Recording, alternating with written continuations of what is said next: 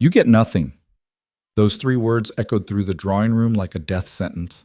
Lydia Harrow sat perfectly still as her stepmother's cruel smile widened, as the lawyer shifted uncomfortably in his chair, as 20 years of silence and invisibility culminated in this single, devastating moment. The will was clear. The estate, the fortune, even her mother's jewelry, all of it went to Marianne. Lydia, the legitimate daughter, received nothing, not a shilling, not a memory, not even the dignity of acknowledgement. But then the door opened, and everything changed. Will Lydia reclaim what was stolen? Stay until the end to find out, and tell us in the comments what city you're watching from. The November rain hammered against the windows of Harrow Manor like accusations, each drop a reminder of all the tears Lydia had learned not to shed. She sat in the furthest corner of the drawing room, her black morning dress blending into the shadows as she always had. 23 years of existing in this house, and she had perfected the art of disappearing. If we could proceed, Mr. Blackwood, the family solicitor, adjusted his spectacles nervously. His eyes darted between the widow Marianne Harrow, resplendent in silk mourning clothes that somehow made her look victorious rather than bereaved, and the thin, pale girl in the corner whom he'd barely noticed in all his years of service to the family. "Please do," Marianne said, her voice honeyed with false grief. "The sooner we settle my late husband's affairs, the sooner I can begin the difficult work of moving forward." She dabbed at dry eyes with a lace handkerchief. Lydia said nothing. She had learned long ago that her words held no weight in this house, that her voice was an intrusion, an unwanted reminder of the first Mrs. Harrow, the woman whose portrait had been removed from the halls within a month of Marianne's arrival, the woman whose existence had been slowly, systematically erased, just as Lydia's had been. "Very well." Mr. Blackwood broke the seal on the document, and Lydia felt something tighten in her chest. Hope, perhaps. The foolish, stubborn hope that even in death, her father might finally see her, might finally remember that she existed. "I, Edmund Harrow, being of sound mind and body, do hereby declare this to be my last will and testament." The formal words washed over Lydia. She studied her hands, folded neatly in her lap. Her mother's hands, she'd been told once, before such comparisons had been forbidden. Long fingers, pale skin, a small scar on her left thumb from a music box that had belonged to her grandmother. The music box was gone now, of course. "Sold," Marianne had said, though Lydia suspected it was simply destroyed. Erasing evidence, erasing history, erasing her. "To my beloved wife, Marianne, I leave the entirety of Harrow Manor, including all lands, properties, and holdings associated therewith." Marianne's smile was subtle, but Lydia saw it. Of course she did. She had spent years studying that smile, learning to read its gradations of cruelty. "The sum of £30,000, currently held in trust, shall transfer to her name immediately upon my death, along with all investments, stocks, and financial instruments under my control." £30,000. Lydia tried to comprehend the sum. It was more money than she had ever seen, more than she could imagine. Her own monthly allowance, when Marianne remembered to provide it, was barely enough for necessities. "All jewelry, artwork, and personal effects shall likewise pass to Marianne, with the exception of—" Lydia's heart lifted, just a fraction. "My father's pocket watch, which shall go to my dear friend Lord Pemberton, in recognition of our long friendship." The hope died as quickly as it had sparked. Of course, even the smallest remembrances would go to others. She was not even worth a pocket watch. "As for my daughter—" The room seemed to hold its breath. Marianne's smile flickered. Mr. Blackwood glanced up at Lydia for the first time since beginning the reading. "Lydia receives no bequest under this will. She is adequately provided for through her inheritance from her mother's family." The lie hung in the air like smoke. Lydia's mother had died when she was 3, leaving nothing but debts that her father had paid off. There was no inheritance, there never had been.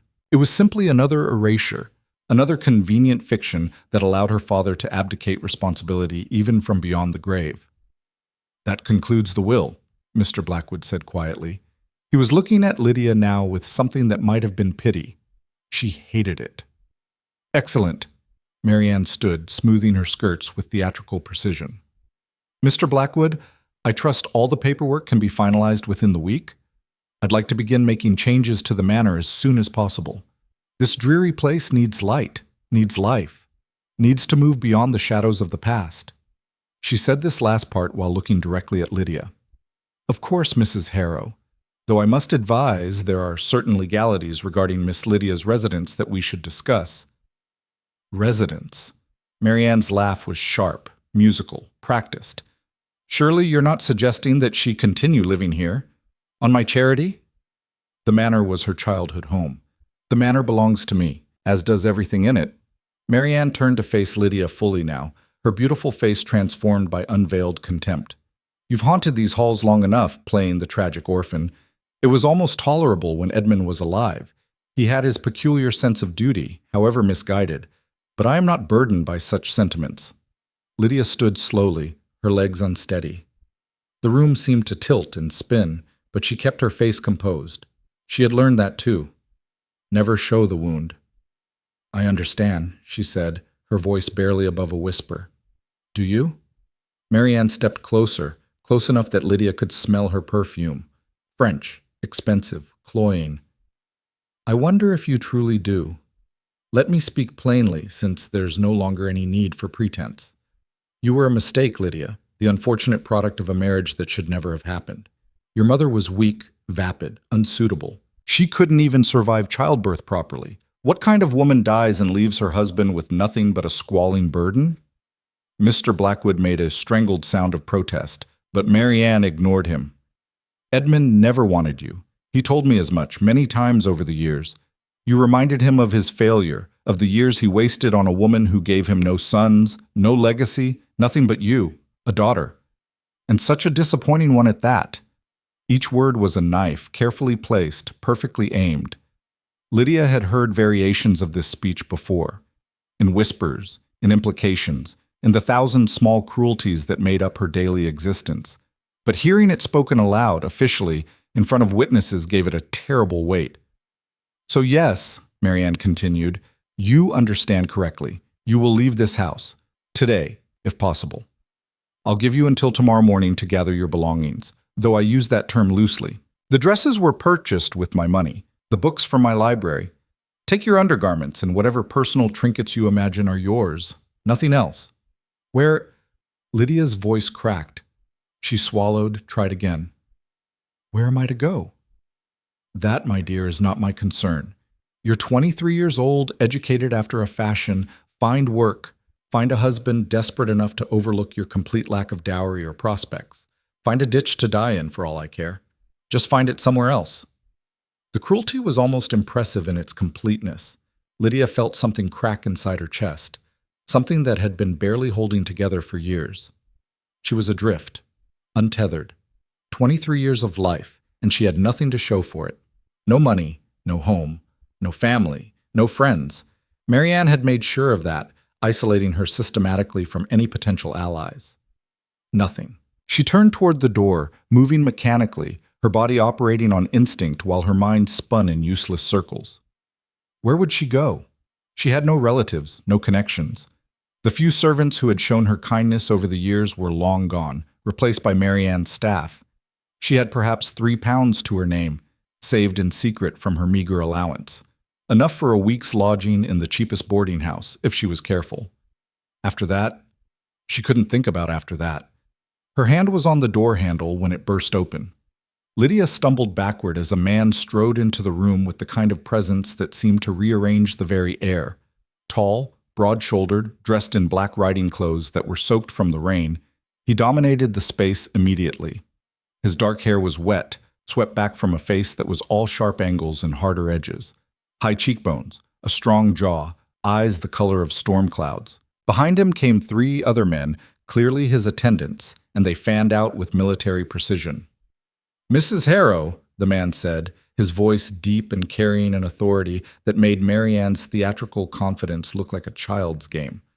Mr. Blackwood, how fortuitous. I've arrived just in time. Your Grace, Mr. Blackwood shot to his feet, his face pale. We weren't expecting, that is, I didn't realize.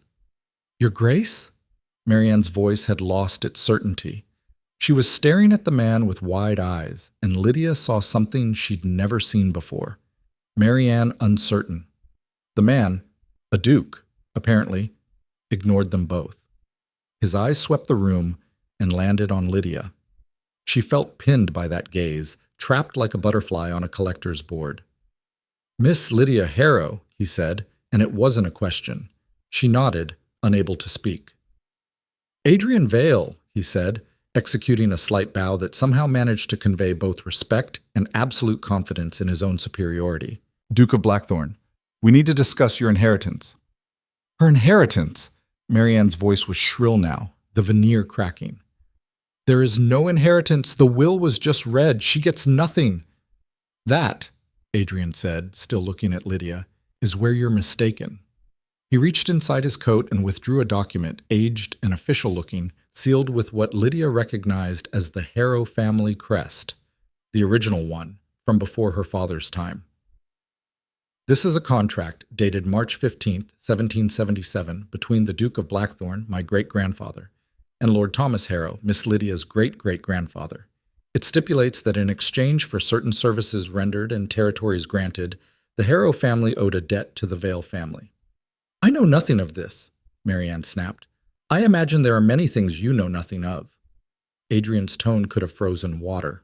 "The contract states that the debt would be paid through the marriage of the eldest Harrow daughter to the Duke of Blackthorn, or his heir, whenever such a match became feasible and appropriate." The room went silent except for the rain and the crackling of the fire. "That's impossible," Mr. Blackwood said weakly. "Such contracts are no longer, that is, modern law doesn't. Modern law recognizes contracts entered into legally, witnessed properly, and never formally dissolved," Adrian interrupted. "I've had 3 different solicitors review this document. It's valid, binding, and given that Edmund Harrow recently died without fulfilling this obligation, the debt now transfers in a different form." He finally looked away from Lydia, his gaze sweeping to Marianne. "Miss Lydia Harrow, as the eldest daughter of Edmund Harrow, is entitled to protection and provision under this contract until such time as a marriage can be arranged, or until she reaches the age of 30, at which point the debt is considered satisfied through other means." "This is absurd," Marianne hissed. "She's illegitimate, a bastard. Edmund told me." Edmund Harrow married Lydia's mother, Catherine Hartley, on June 12, 1802, in the Church of St. Mary's in Hartley Village. The marriage was recorded, witnessed, and legal. Lydia was born 11 months later. Unless you have proof that Catherine was unfaithful, proof that would have negated Edmund's own acknowledgement of Lydia as his daughter in dozens of legal documents over the years, then she is legitimate. Adrian's voice never rose, never wavered. He spoke with the absolute certainty of someone who had never been denied anything in his life. "Furthermore," he continued, "the contract explicitly names the eldest daughter of the Harrow line. Not the most convenient daughter, not the most favored, the eldest, which Miss Lydia indisputably is." But why?" Lydia found her voice, though it came out thin and confused. "Why appear now? Why enforce this?" For the first time, something flickered across Adrian's face. Not quite warmth, but perhaps a slight thaw in the ice. "Because 3 months ago my father died. I inherited his title, his lands, and his obligations. This contract was among his papers, marked as a priority. The Vales pay their debts, Miss Harrow, always." "You can't seriously intend to marry her," Marianne said desperately. "Look at her. She's nobody, nothing, completely unsuitable. I intend to fulfill the contract as written. Miss Harrow will come to Blackthorn Hall as my ward, under my protection, with full access to the resources and social standing that entails. Whether that ultimately leads to marriage is a decision that will be made with appropriate consideration and time." He turned back to Lydia. "The choice, however, is yours. You can refuse this offer. The law would support that refusal. I cannot force you into servitude or marriage against your will. But if you accept, you will leave this place today, under my protection, and will want for nothing." Lydia's mind reeled. This morning she had woken up in her small room, expecting nothing more than another day of invisibility. Now she stood at a crossroads that seemed impossible. On one side, the street, destitution, survival by whatever means she could manage. On the other, A duke she'd never met, a contract written by dead men, a life she couldn't begin to imagine. "She'll refuse," Marianne said quickly. "She knows her place. Don't you, Lydia? Tell His Grace that you appreciate the offer, but you understand it's inappropriate. I accept." The words came out stronger than Lydia expected. She looked directly at Adrian, meeting those storm-gray eyes. "I accept your offer, Your Grace." Something that might have been approval crossed his face. "Excellent. Then we leave immediately. I assume you have belongings to collect?" "Very few. I can be ready within the hour." "No!" Marianne's composure shattered completely. "You can't do this. This is my house, my inheritance. She has no right to any of this." "She has every right," Adrian said coldly. "And if you continue to contest it, Mrs. Harrow, I will have my solicitors examine every aspect of your late husband's will and your marriage to him. I wonder what we might find if we look closely enough. Undue influence, perhaps? Coercion? It's remarkable how frequently such things come to light when proper investigation is applied." The threat hung in the air, sharp and clear. Marianne's mouth opened and closed silently. She looked like a fish drowning in air. "Miss Harrow." Adrian extended his hand. "Shall we?" Lydia took it. His hand was warm, strong, and the simple human contact after years of isolation nearly undid her. She felt tears threatening and forced them back with years of practice. "I'll send someone for your things," he said. "What room?" "The small bedroom, east wing, third floor." She didn't say what they both probably guessed, that it was essentially a servant's room, tucked away where she could be forgotten. "Very well." He turned to one of his attendants. "Harrison, see to it, and have the carriage brought around." "Your Grace," Mr. Blackwood spoke up hesitantly, "I should advise that there may be legal challenges to this action. Then I look forward to addressing them. I assume you represent Mrs. Harrow's interests now." Yes, I suppose. Then have your challenges prepared and sent to my solicitors in London. Their details are well known. Good day, Mr. Blackwood." It was a dismissal so complete, so absolute, that the solicitor actually bowed. Adrian guided Lydia toward the door, his hand steady at her elbow. As they passed Marianne, the older woman grabbed Lydia's arm with sudden desperation. "You think this changes anything?" she hissed, her beautiful face twisted with rage. "You think you've won? You're still the same pathetic creature you've always been. He'll see it soon enough. Everyone does. No one wants you, Lydia. No one ever has. No one ever will." The words should have hurt. They were designed to hurt. But something had shifted in Lydia in the last few minutes. Something fundamental. "Perhaps," she said quietly, "but at least I'll find out somewhere other than here." She pulled her arm free and walked out of Harrow Manor without looking back. The rain had lessened to a drizzle. In the courtyard, a massive carriage waited, black lacquered wood gleaming even in the gray light, the blackthorn crest emblazoned on the door in silver. It was the finest thing Lydia had ever seen. "Are you all right?" Adrian asked. The question surprised her. She had expected efficiency, formality, perhaps condescension, not concern. "I don't know," she answered honestly. "I don't know what I am." "That's fair." He helped her into the carriage, his movements precise and courteous. "The journey to Blackthorn Hall will take approximately 4 hours. You should rest. We can discuss the particulars of your situation when we arrive." Lydia settled into the plush seat, sinking into luxury she'd never experienced. Through the window, she could see Harrow Manor, the only home she'd ever known. Marianne stood in the doorway, a dark silhouette against the light, watching. Lydia felt nothing. No sorrow, no relief, no anger. Just a strange, hollow emptiness. The carriage door closed. Adrian sat across from her, arranging his wet coat with meticulous care. "May I ask you something, Your Grace?" "You may. And please, call me Adrian when we're in private. The formality will become tiresome otherwise." "Why did you really come today? You could have sent solicitors. You could have handled this from a distance. Why come in person?" He was quiet for a moment, studying her with those penetrating eyes. The carriage began to move, wheels crunching on gravel. "Honestly? Curiosity. The contract spoke of an obligation, but obligations can be satisfied in many ways. I wanted to see for myself what manner of person I'd be dealing with, whether you were worth the effort. And? A slight smile touched his lips, the first genuine expression she'd seen from him. You held your ground against that viper. You accepted an offer from a stranger rather than accept defeat. You're either brave or desperate or foolish. Possibly all three. But at the very least, you're interesting.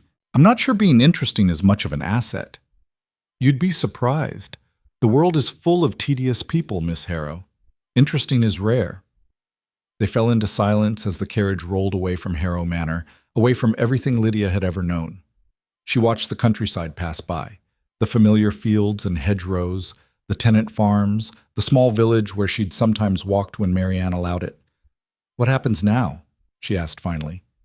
Now you begin again. You'll have rooms at Blackthorn Hall, a household at your disposal, a lady's maid, tutors if you desire them, access to society. Everything you should have had but were denied. And in exchange? In exchange, you fulfill the social obligations expected of a ward of the Duke of Blackthorn. You attend events, you maintain proper decorum, you reflect well on my household. And eventually, if we both agree it's suitable, perhaps we marry and satisfy the contract completely. And if we don't agree, then you remain my ward until you reach 30, or until you choose to marry someone else, with my approval, as your guardian, at which point you'll receive a dowry of £10,000 and my blessing. It was more than generous, it was life-changing, and Lydia couldn't understand why. Why are you being so kind? The question came out before she could stop it. Adrian's expression shifted, becoming harder to read. I'm not being kind, Miss Harrow. I'm being just. There's a difference.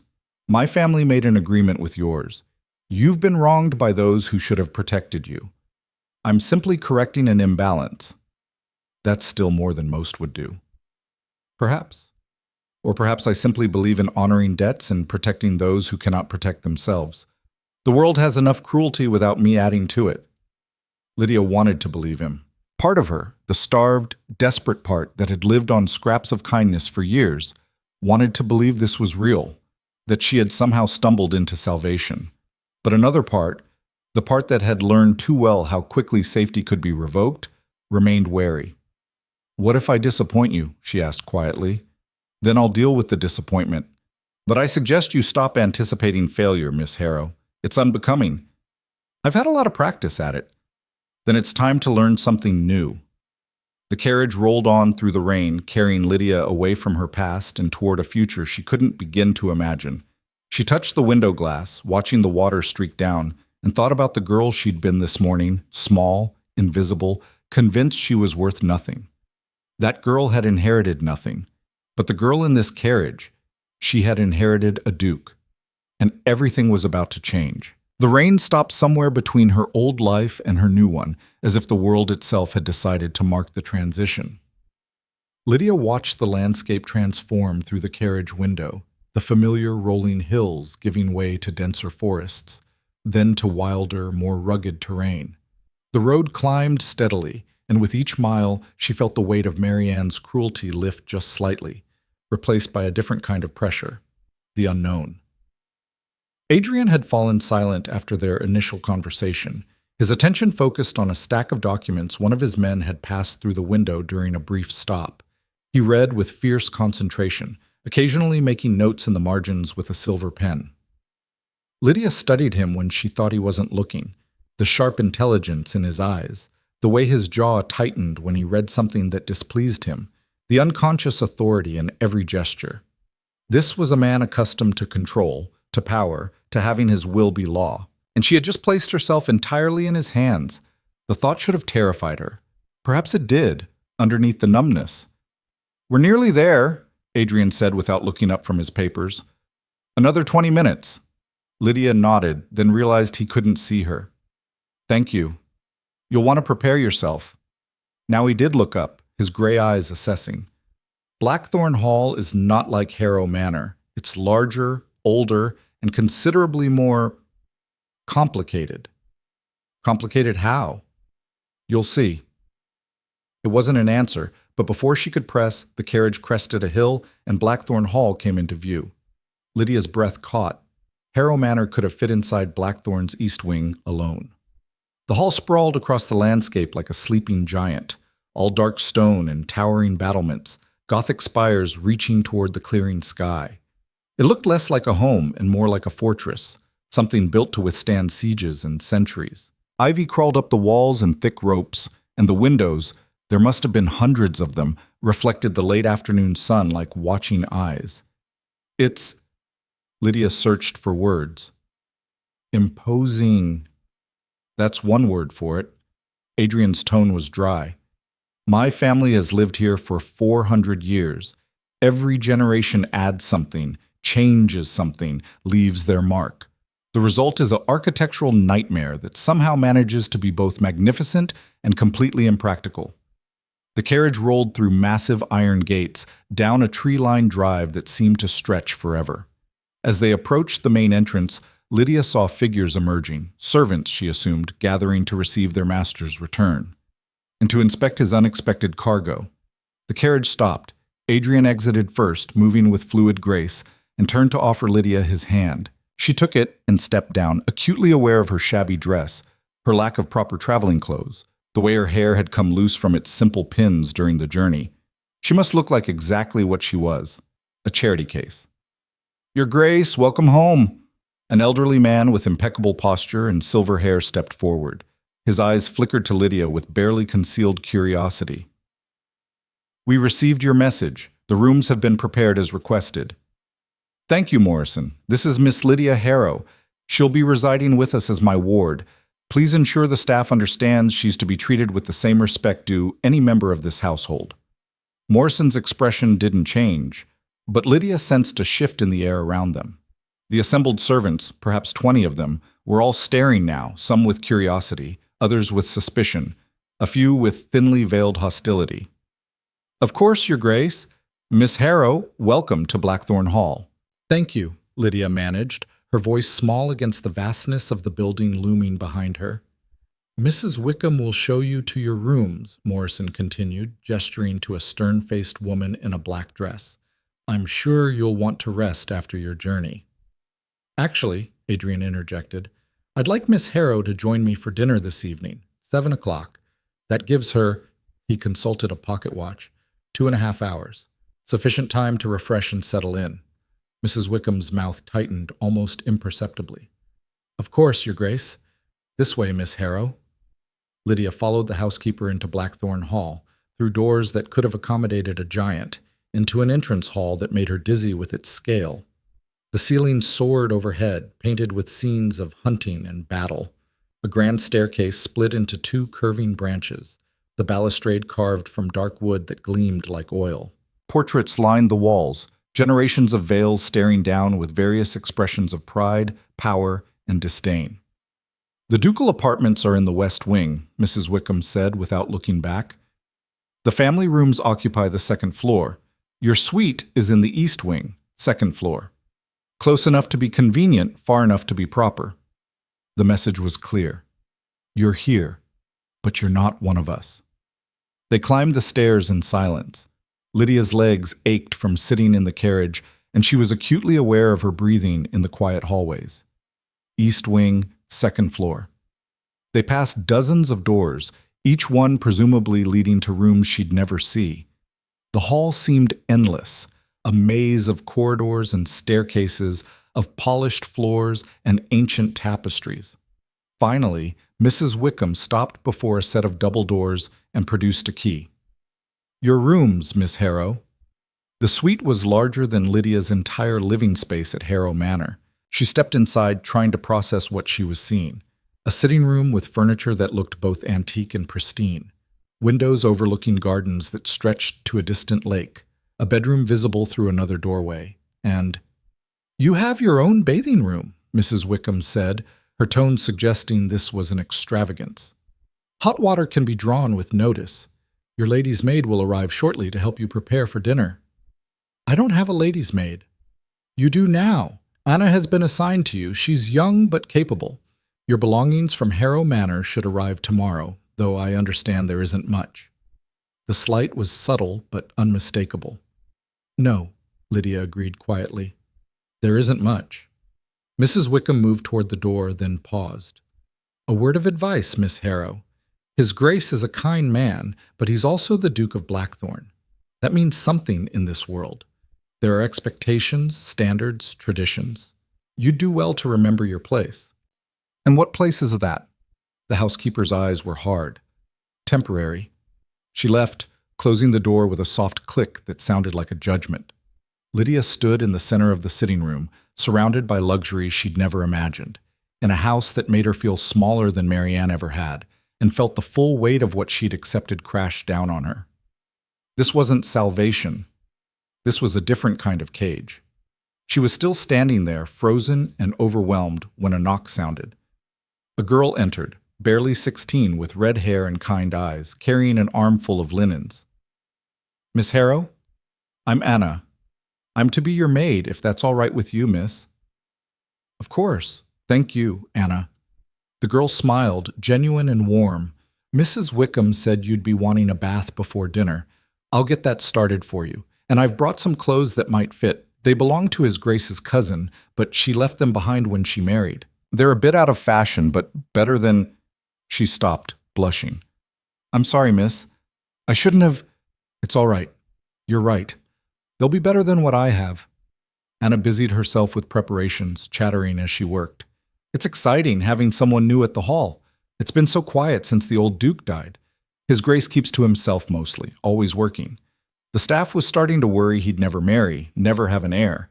Not that I don't mean to suggest, oh, I'm making a mess of this, aren't I?" Despite everything, Lydia smiled.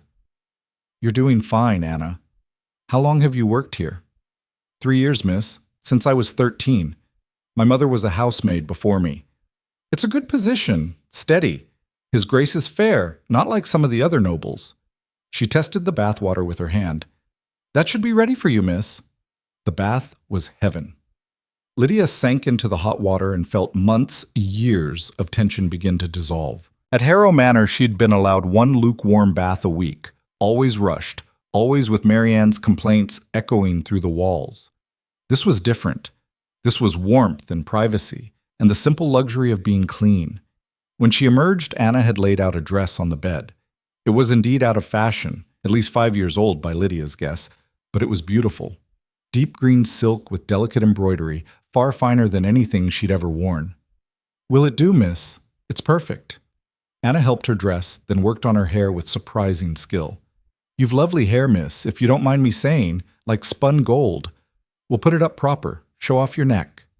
As Anna worked, Lydia studied her reflection in the mirror. The girl looking back was a stranger, clean, well-dressed, her hair arranged in an elegant style. She looked almost like she belonged in a place like this. Almost. "There," Anna stepped back, satisfied. "You look a proper lady now, miss."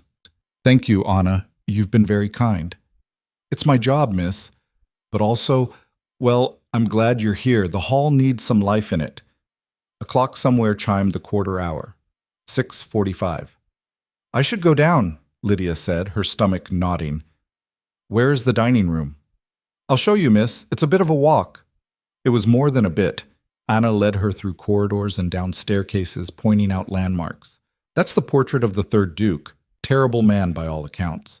And that's the library, though you'll need His Grace's permission to use it. And that corridor leads to the music room, though no one uses it anymore." "Why not?" "His Grace doesn't care for music, says it's frivolous." They reached a set of tall doors. Anna squeezed her hand. "Just be yourself, miss, and don't let them intimidate you." "Them?"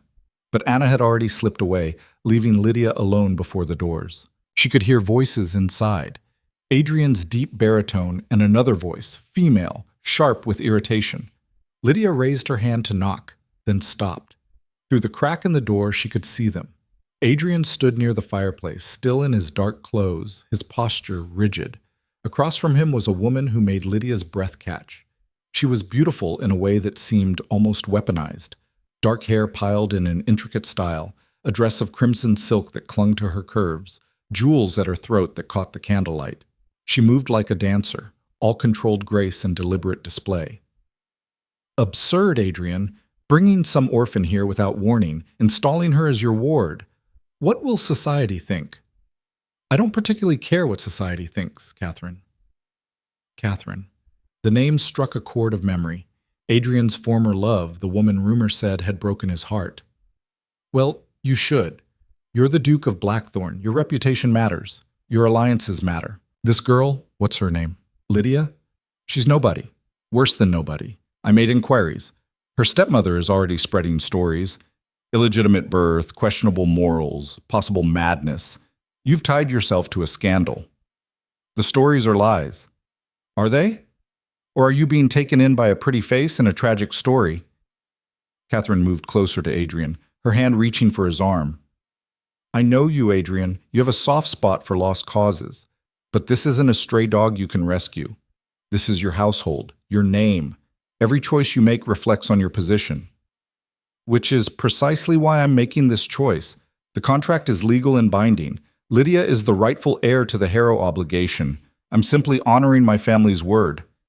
There are ways to honor obligations without bringing the obligation into your home. Pay her off. Set her up in some cottage somewhere. Marry her to a country vicar and be done with it. She's not a problem to be solved, Catherine. She's a person who deserves better than what she's been given. Catherine laughed, a sound like breaking glass. How noble. How perfectly like you to sacrifice practicality for principle. But let me be clear, Adrian. This won't end well. Girls like her, desperate, ambitious, they see a wealthy duke and they plot. She'll try to trap you into marriage. Mark my words. Then she'll fail. I'm not easily trapped. No? You were once, or have you forgotten? The silence that followed was heavy with history Lydia didn't understand. She should announce herself, should knock, should stop eavesdropping, but she remained frozen, learning more about her new reality with every word. That was different, Adrian said finally, his voice cold. And it was a long time ago. Was it? Sometimes I think you've never forgiven me for choosing security over romance, for marrying Edmund instead of waiting for you to inherit. I forgave you the day you married him. What I haven't forgiven is your presumption that you have any say in my choices now. I'm trying to protect you. I don't need your protection. I need you to respect my decisions and accept that Lydia Harrow is under my guardianship, in my home, and will be treated accordingly. Lydia decided this had gone on long enough. She knocked firmly on the door. The conversation inside stopped immediately. Enter, Adrian called. Lydia pushed open the door and stepped inside, her chin raised, her spine straight. She would not cower, not here, not now. Adrian's expression shifted when he saw her, surprise followed by something that might have been approval. Miss Harrow, you look well. Thank you, Your Grace. Catherine turned, her sharp eyes cataloging every detail of Lydia's appearance with the precision of a jeweler assessing a stone. Her smile was practiced, cold. So this is the famous Lydia. How charming. That dress is quite vintage. It was kindly lent to me, Lydia said evenly. I'm afraid my own wardrobe is limited. How unfortunate. Adrian, you really must arrange for a proper seamstress. We can't have your ward looking like she raided the attic. Catherine, this is Miss Lydia Harrow. Lydia, this is Lady Catherine Ashford. She's a neighbor and an old friend. How do you do, Lady Ashford? Perfectly well, my dear, though I must admit I'm surprised Adrian didn't warn me he was bringing home a project. I would have prepared a more suitable welcome. The word project landed like a slap, but Lydia kept her expression neutral. I'm not a project. I'm fulfilling a family obligation, as is His Grace. Catherine's smile sharpened. Of course you are. How silly of me. Well, Adrian, I should leave you to your obligation. We'll continue our conversation another time. She swept past Lydia with the scent of expensive perfume and barely concealed disdain, pausing at the door. Do try not to break anything, dear. Everything in this house is quite valuable. Then she was gone, leaving a wake of tension. Adrian poured 2 glasses of wine without asking if Lydia wanted one. He handed her one and downed half of his in a single swallow. I apologize for Catherine. She has strong opinions and little filter. She doesn't approve of me. She doesn't approve of anything that doesn't directly benefit her. Don't take it personally. Is it true? What she said about the stories? Adrian set down his glass. Catherine thrives on information and gossip.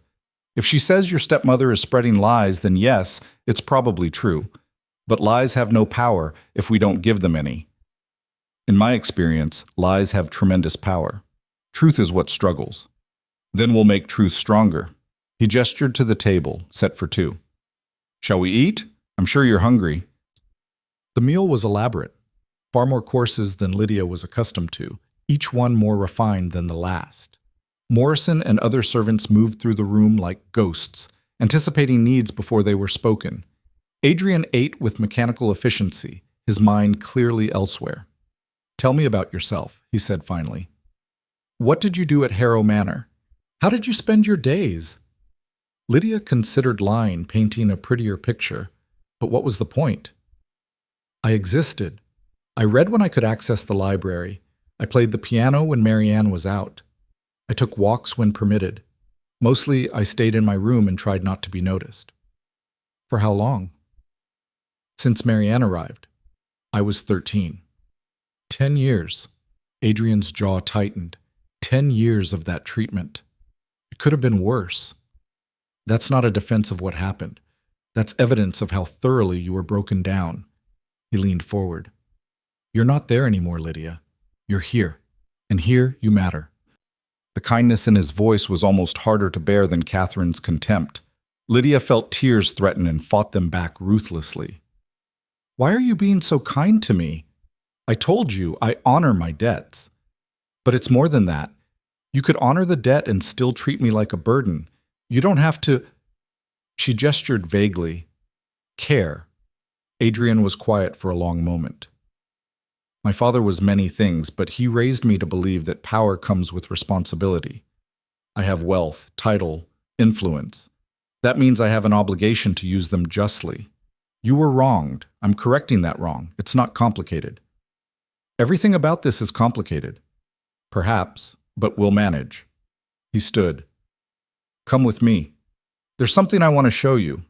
He led her through the halls. She was already hopelessly lost in the labyrinth of corridors, to a room she hadn't seen. When he opened the door, Lydia gasped. It was a library that put Harrow Manor's pitiful collection to shame. Floor-to-ceiling shelves filled with thousands of books, a fireplace large enough to stand in, deep leather chairs positioned near the windows, and a massive desk covered in neat stacks of papers. This is where I spend most of my time, Adrian said. Managing the estates, handling correspondence, dealing with the business of being a duke. It's tedious work, most of it, but necessary. It's beautiful. It's functional. But I'm glad you like it. You're welcome here whenever you wish. Everything in this library is at your disposal. Lydia moved to the nearest shelf, running her fingers along the spines.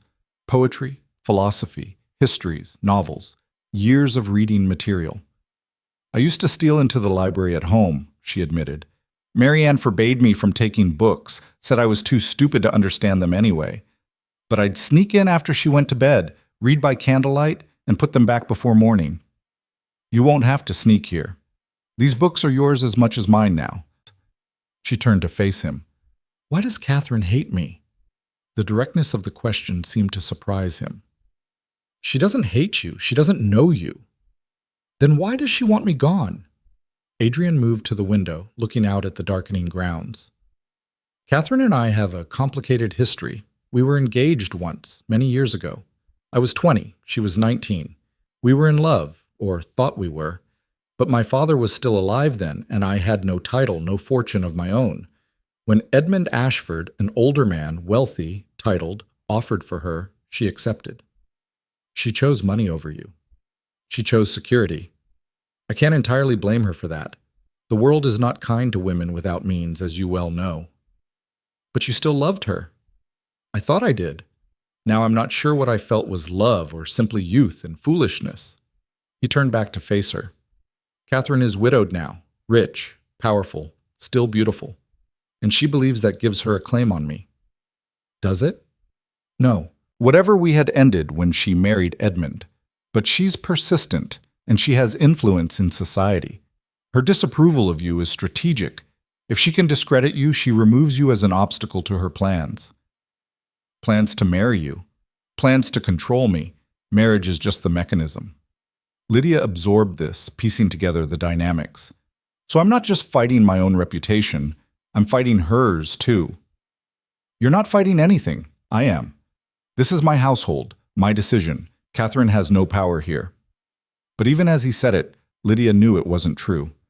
Catherine had the power of society, of reputation, of whispered words in the right ears, and Lydia had nothing to counter it with. They returned to the main hall in silence. At the base of the grand staircase, Adrian stopped. Tomorrow, we'll begin properly. I'll have the seamstress come to outfit you with appropriate clothing. You'll meet with the estate manager to understand how the household runs, and we'll discuss your education, what you know, what you want to learn. You don't have to. I know I don't have to. I want to. You've been denied every opportunity, Lydia. That ends now. She wanted to believe him, but trust was a luxury she'd never been able to afford. Good night, Your Grace. Adrian, remember? Good night, Adrian. She climbed the stairs, feeling his eyes on her back until she turned the corner. The east wing stretched before her, dimly lit and silent. She'd left markers in her mind during the earlier tour, but in the darkness, everything looked different. She was thoroughly lost within 5 minutes. Lydia tried 3 different corridors before admitting defeat. She was about to retrace her steps when she heard voices, low, urgent, coming from behind a partially open door. Don't care what contract he's hiding behind. That girl is a threat. Lydia froze. She recognized Mrs. Wickham's voice. A threat to what? That was Morrison.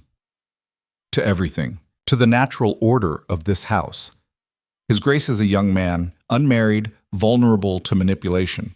She'll work on him, play the victim, and before we know it, she'll have trapped him into marriage. The Duke is not easily trapped. The Duke is a man, and men are fools when it comes to pretty faces and sad stories. I've seen her type before, scheming, ambitious, willing to do anything to climb out of the gutter. We don't know anything about her except that she appeared out of nowhere with some convenient contract. For all we know, she's a confidence artist, and even if the contract is real, why should we accept her? She's nobody, Morrison, a cast-off from a minor estate with no breeding, no skills, no value. His Grace has accepted her. That should be enough. His Grace is making a mistake, and it falls to us, those who truly care about this family, to protect him from it. We need to make her uncomfortable, make her want to leave. You're suggesting we undermine the Duke's direct orders? I'm suggesting we protect him from himself. Small things, ensuring her meals are cold, her requests delayed, her treatment just slightly less than what she deserves. Nothing overt, nothing he can object to, just enough to make her realize she doesn't belong. Lydia's hands clenched into fists. This was Harrow Manor all over again, a different house, different faces, same cruelty. I don't know, Mrs. Wickham. Think about Lady Catherine. She would be a proper match for His Grace. She understands this world, knows how to run a ducal household, brings connections and influence. This Lydia girl brings nothing but scandal and complication. We owe it to the family legacy to encourage the right match. Lydia had heard enough. She turned and walked away as quietly as she could, her heart pounding. So this was her new reality. Adrian might offer protection, but his household would fight her every step of the way. She was still hopelessly lost when Anna found her. Miss, there you are. I was worried when you didn't come back to your rooms. The girl's face was flushed from running. Are you all right? I'm fine, just turned around in all these corridors. Anna studied her with surprising perception. You look upset, miss. Did something happen? Lydia considered telling her, then thought better of it. Anna was kind, but she was also part of the household. Where would her loyalties ultimately lie? Just tired. It's been a very long day. Of course, miss. Let's get you back to your rooms. As they walked, Anna chattered about inconsequential things, the history of various portraits, the best places to walk in the gardens, which servants were friendly, and which to avoid. Lydia listened with half her attention, the rest still processing what she'd overheard.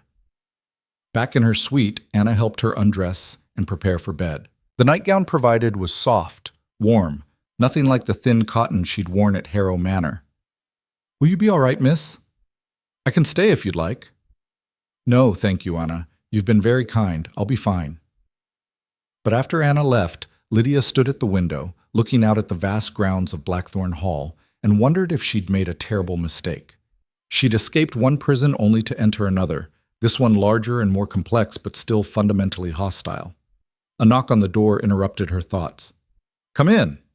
Adrian entered, still fully dressed, a book in his hand. "I thought you might want something to read. You seemed interested in the library." He handed her the book, a collection of poetry by someone she'd never heard of. "I noticed you looking at the poetry section. This is a particular favorite of mine. The poet writes about transformation, about becoming something new. I thought it might resonate." The gesture was so unexpected, so thoughtful, that Lydia felt her careful control waver. "Thank you. That's very kind." "Lydia." He hesitated, which seemed unlike him. "I know today has been overwhelming. I know you're uncertain about all of this, but I want you to understand something. You're safe here. Whatever happens, wherever this arrangement leads, you're safe." "Am I?" "Yes. I give you my word." "Forgive me, but I've learned that words don't always mean much." "Then let me earn your trust, however long it takes." He left before she could respond, closing the door quietly behind him. Lydia sat on the edge of the enormous bed, the poetry book in her hands, and tried to make sense of the day. This morning she'd been nothing, had nothing, was nothing. Tonight she slept in a duke's household, dressed in borrowed silk, with a promise of safety from a man she barely knew. But she'd also overheard plans to undermine her, felt the sting of Lady Catherine's contempt, and recognized the familiar pattern of isolation beginning to form around her. The room was warm, the bed was comfortable, but Lydia lay awake for hours, staring at the ceiling, wondering how long it would take for this beautiful cage to become as suffocating as the last one. Outside, storm clouds gathered on the horizon, and the wind picked up, rattling the windows like a warning. The battle for her place in this world had only just begun. The first week passed in a blur of small humiliations. Breakfast arrived cold every morning, the eggs congealed, the toast hard as stone. When Lydia mentioned it to Anna, the girl looked genuinely distressed but helpless. "I'll speak to the kitchen, miss. I don't know why they keep doing this." But Lydia knew why. She'd heard it in Mrs. Wickham's voice that first night, the deliberate campaign to make her leave. Her requests for hot water were delayed by hours. The seamstress arrived 3 days late, offering apologies so insincere they bordered on mockery. When Lydia asked Morrison about the household schedule, he provided answers so vague they were useless. The other servants avoided her eyes in the corridors, scurrying past as if she carried plague. Only Anna remained kind, and even she seemed increasingly nervous, glancing over her shoulder whenever she spoke to Lydia with anything approaching warmth. Adrian noticed none of it. He was consumed by a state business, locked in his library for 12 hours a day, emerging only for brief dinners where he was distracted and distant. He asked polite questions about her comfort, and Lydia gave polite lies in response. Everything was fine, the staff was helpful, she was settling in beautifully, she couldn't bring herself to tell him the truth. What would she say? "Your housekeeper is waging a quiet war against me? Your servants hate me?" She sounded paranoid, even in her own head. And perhaps that was the point, to make her doubt her own perceptions, to isolate her so completely that she had no one to turn to. By the 8th day, Lydia had explored most of Blackthorn Hall in her desperate attempts to escape the hostile silence of her rooms. She found the music room Anna had mentioned, a beautiful space with tall windows and a pianoforte that looked untouched for years. Dust covered the keys, but the instrument was still in tune. She began spending her afternoons there, playing the pieces she'd memorized in secret at Harrow Manor. Chopin, Mozart, Bach. The music filled the empty spaces inside her, gave her something to hold on to when everything else felt like it was slipping away. She was deep into a particularly complex passage when the door opened. I wondered who was making that noise. Lydia's hands stilled on the keys. Lady Catherine stood in the doorway, elegant as always in a deep blue dress that probably cost more than Lydia's entire borrowed wardrobe. "I'm sorry if I disturbed you, Lady Ashford. I didn't realize anyone could hear." "Oh, the whole East Wing can hear. These old houses carry sound terribly." Catherine glided into the room, examining everything with proprietary interest. "I didn't know you played. I taught myself when I could." "How industrious. Though you're rushing the tempo in the second movement, Chopin requires delicacy, not urgency." Lydia felt heat rise to her cheeks but kept her voice level. "I'll keep that in mind. Thank you for the advice." Don't mention it. I used to play, before I married Edmund. He thought music was frivolous, so I gave it up. She ran a finger along the pianoforte's edge, leaving a trail in the dust. One makes sacrifices in marriage, learns to set aside childish pursuits for more important things. Music isn't childish, isn't it? When there are households to run, social obligations to fulfill, a husband's reputation to maintain, yes, I'd say music becomes rather trivial. Catherine sat in one of the chairs, arranging her skirts with practiced precision. But then, you wouldn't know about such responsibilities, would you? You've never had to manage anything more complicated than your own survival. Lydia closed the pianoforte's lid carefully. Did you come here just to insult me, Lady Ashford? Or is there something specific you wanted? Catherine's smile was sharp, direct. I can appreciate that. Very well, I'll be equally direct. You need to leave Blackthorn Hall. That's not your decision to make. No, but it's the right one nonetheless. You're causing problems, Lydia. May I call you Lydia? We're going to be frank with each other, so we might as well dispense with formality. What problems could I possibly be causing? I barely speak to anyone. I stay out of everyone's way. That's precisely the problem. You're here, but not here. Present, but not participating. Occupying space in Adrian's household without contributing anything of value. It makes people uncomfortable. They don't know what to make of you. I've been here 8 days. 8 days during which you've managed to unsettle the entire staff, create gossip throughout the county, and distract Adrian from his responsibilities. Catherine leaned forward. Do you know how many invitations he's declined this week? 7. 7 social events that he should have attended, connections he should have maintained, all because he's convinced himself he needs to stay close to home while you settle in. Lydia's stomach tightened. She hadn't known about the declined invitations, hadn't realized her presence was affecting Adrian's obligations. I didn't ask him to do that.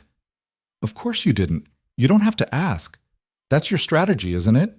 Play the wounded bird, make him feel responsible. Let his overdeveloped sense of duty do the rest. It's actually quite clever. I'm not playing anything. Oh, please, don't insult my intelligence. Catherine's voice hardened. I've watched girls like you my entire life. Poor, desperate, willing to use whatever tools they have, beauty, sympathy, helplessness, to climb out of the mud.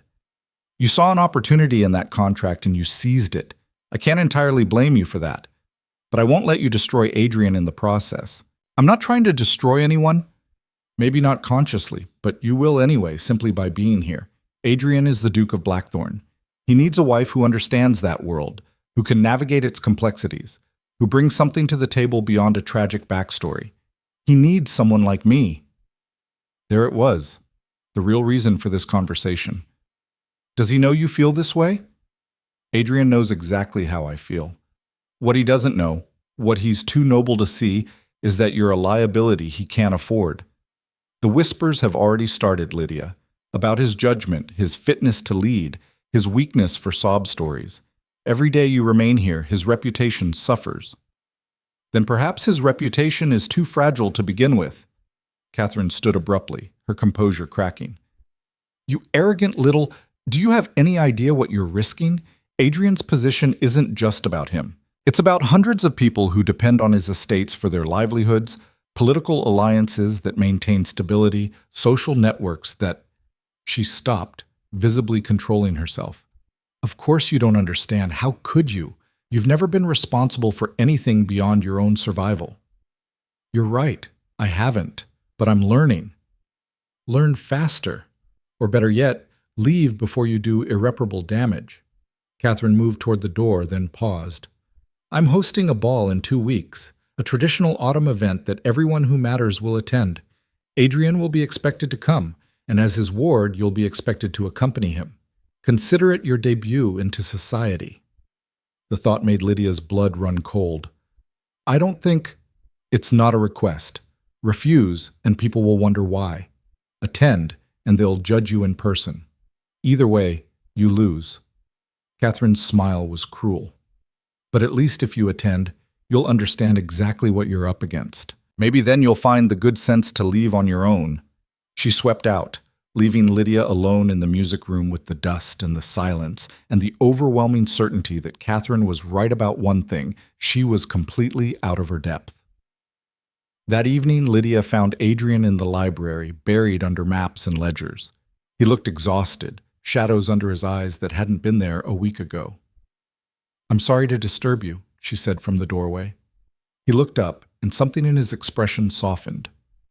"You're not disturbing me. Please come in. I could use the distraction." She entered hesitantly, still uncertain of her welcome despite his words. "Lady Catherine came to see me today." Adrian's jaw tightened. "Did she? What did she want?" "To tell me I should leave. To warn me about the ball she's hosting." Lydia sat in the chair across from his desk. "She said you've been declining social invitations because of me." "That's my choice to make." "Is it true?" He set down his pen with deliberate care. "I've declined a few events, yes. I thought it would be better to give you time to adjust before throwing you into society. Or maybe it would be better to face it head on. Hiding here only makes it worse, doesn't it? Makes people think I'm ashamed or afraid or—" "Are you afraid?" Lydia met his eyes. "Terrified. But I'm tired of being afraid.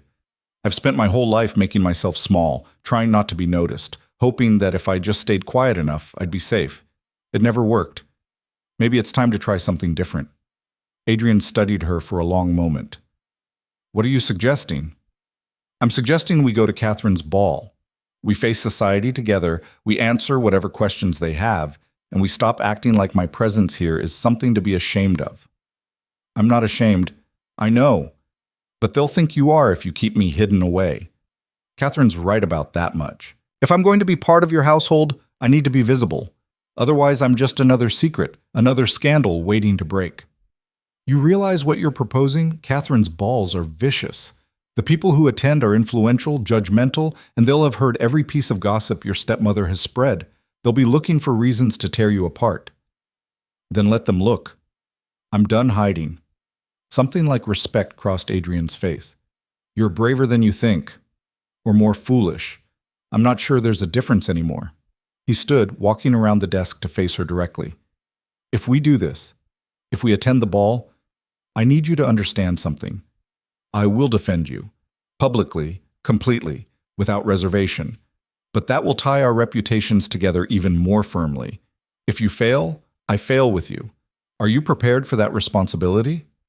The weight of it settled on Lydia's shoulders like lead. He was offering her protection, but protection came with a price. If she stumbled, if she proved Catherine right, she wouldn't just destroy herself, she'd damage him too.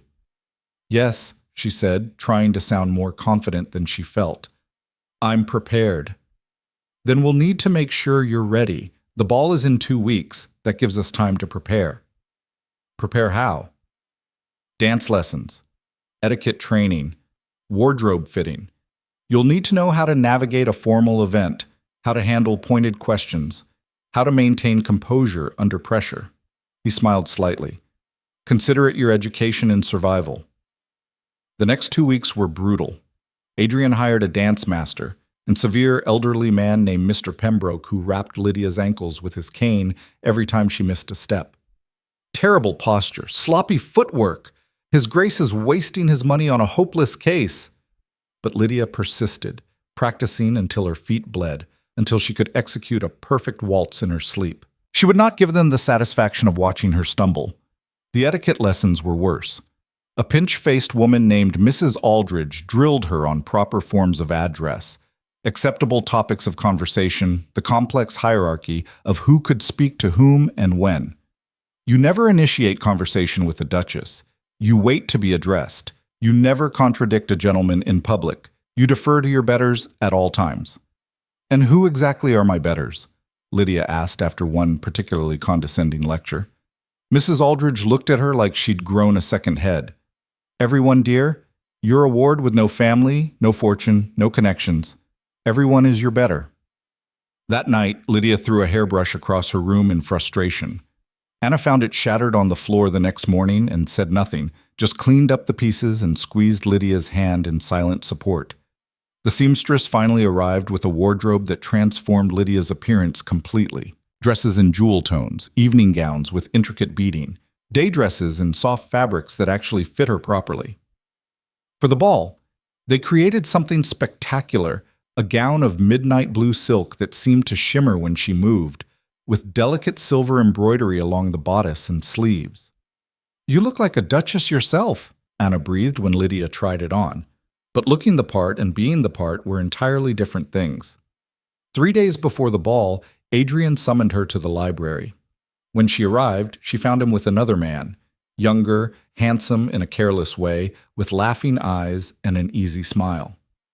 "Lydia, this is James Carrington, Viscount Ashby. James, Miss Lydia Harrow." "The famous Ward!" James executed a flawless bow. "Adrian's told me all about you. Well, not all. He's frustratingly cryptic about the interesting details, but enough to make me curious." "James is an old friend," Adrian explained, "and one of the few people I trust in society. I've asked him to help prepare you for what you'll face at the ball." "Prepare me how?" James grinned. "By being absolutely horrible to you, of course. Adrian will be supportive and protective, which is useless for actual preparation. You need to practice with someone who'll ask the rude questions, make the cutting remarks, test your composure.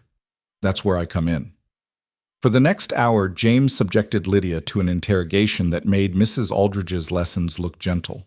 He asked about her parentage, her stepmother's accusations, her relationship with Adrian, her intentions, her character. He implied she was a fortune hunter, a social climber, possibly insane. He questioned her intelligence, her breeding, her right to exist in polite company. And Lydia, drawing on reserves of strength she didn't know she had, answered every question with calm dignity. "Impressive," James said finally. "Adrian, you've found yourself a fighter." "I know," Adrian said quietly, looking at Lydia with something that made her heart skip. The night before the ball, Lydia couldn't sleep. She stood at her window, watching the grounds of Blackthorn Hall bathed in moonlight, and tried to quiet the voice in her head that kept whispering she was about to make a catastrophic mistake. A knock on her door startled her. Adrian stood in the corridor, still fully dressed despite the late hour. "I saw your light. Couldn't sleep either?" "Too nervous." "May I come in? Just for a moment." She stepped back, letting him enter. It was improper, scandalous even, but propriety seemed like a distant concern compared to everything else. "I want to give you something," he said, producing a small velvet box. "This belonged to my mother. She wore it to her first major society event when she was about your age. My father gave it to her for luck."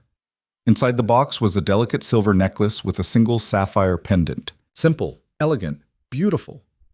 "I can't accept this." "You can. You need armor tomorrow night, Lydia. This is part of it. A reminder that you're not facing them alone." She let him fasten the necklace around her throat, his fingers warm against her skin.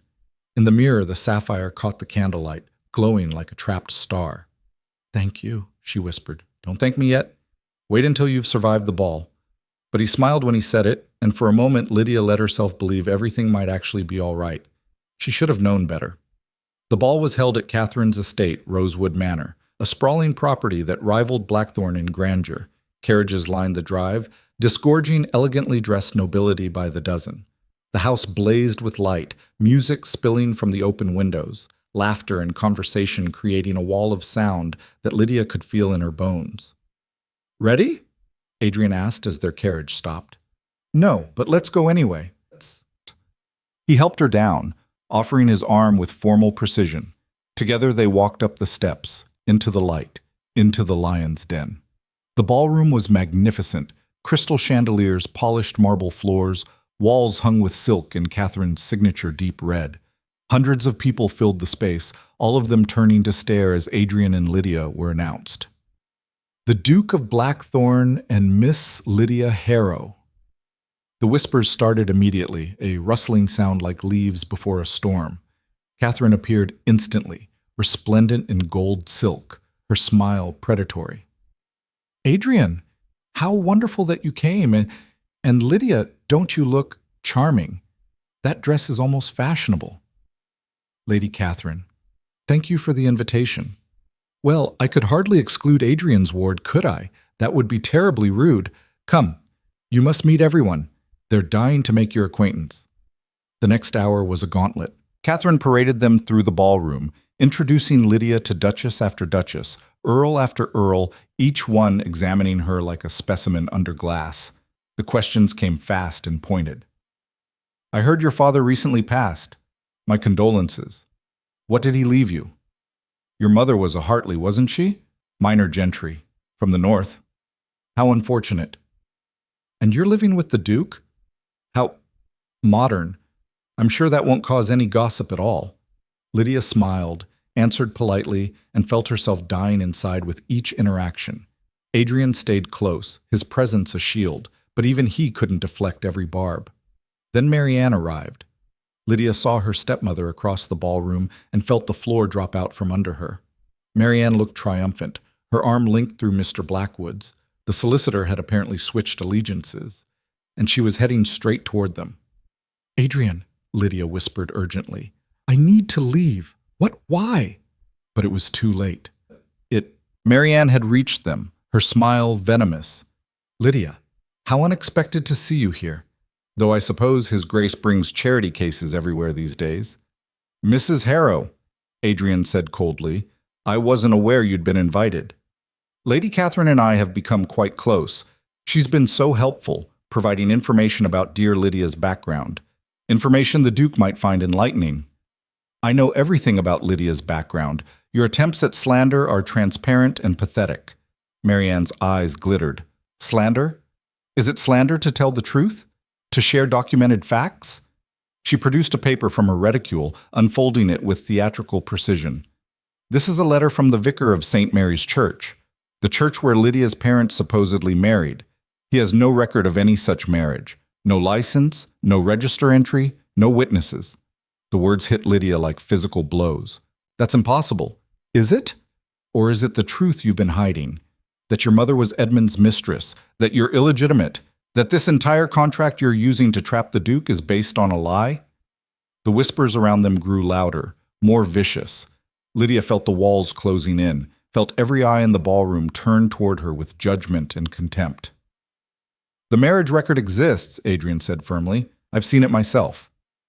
Then you've seen a forgery. The vicar is quite clear. No marriage ever took place, which means Lydia has no legitimate claim to the Harrow name, no right to the contract, and no business in your household. Marianne's voice rose, carrying across the ballroom. She's a bastard and a liar, and you've all been deceived. The silence that followed was absolute. Lydia couldn't breathe. The room spun. This couldn't be happening.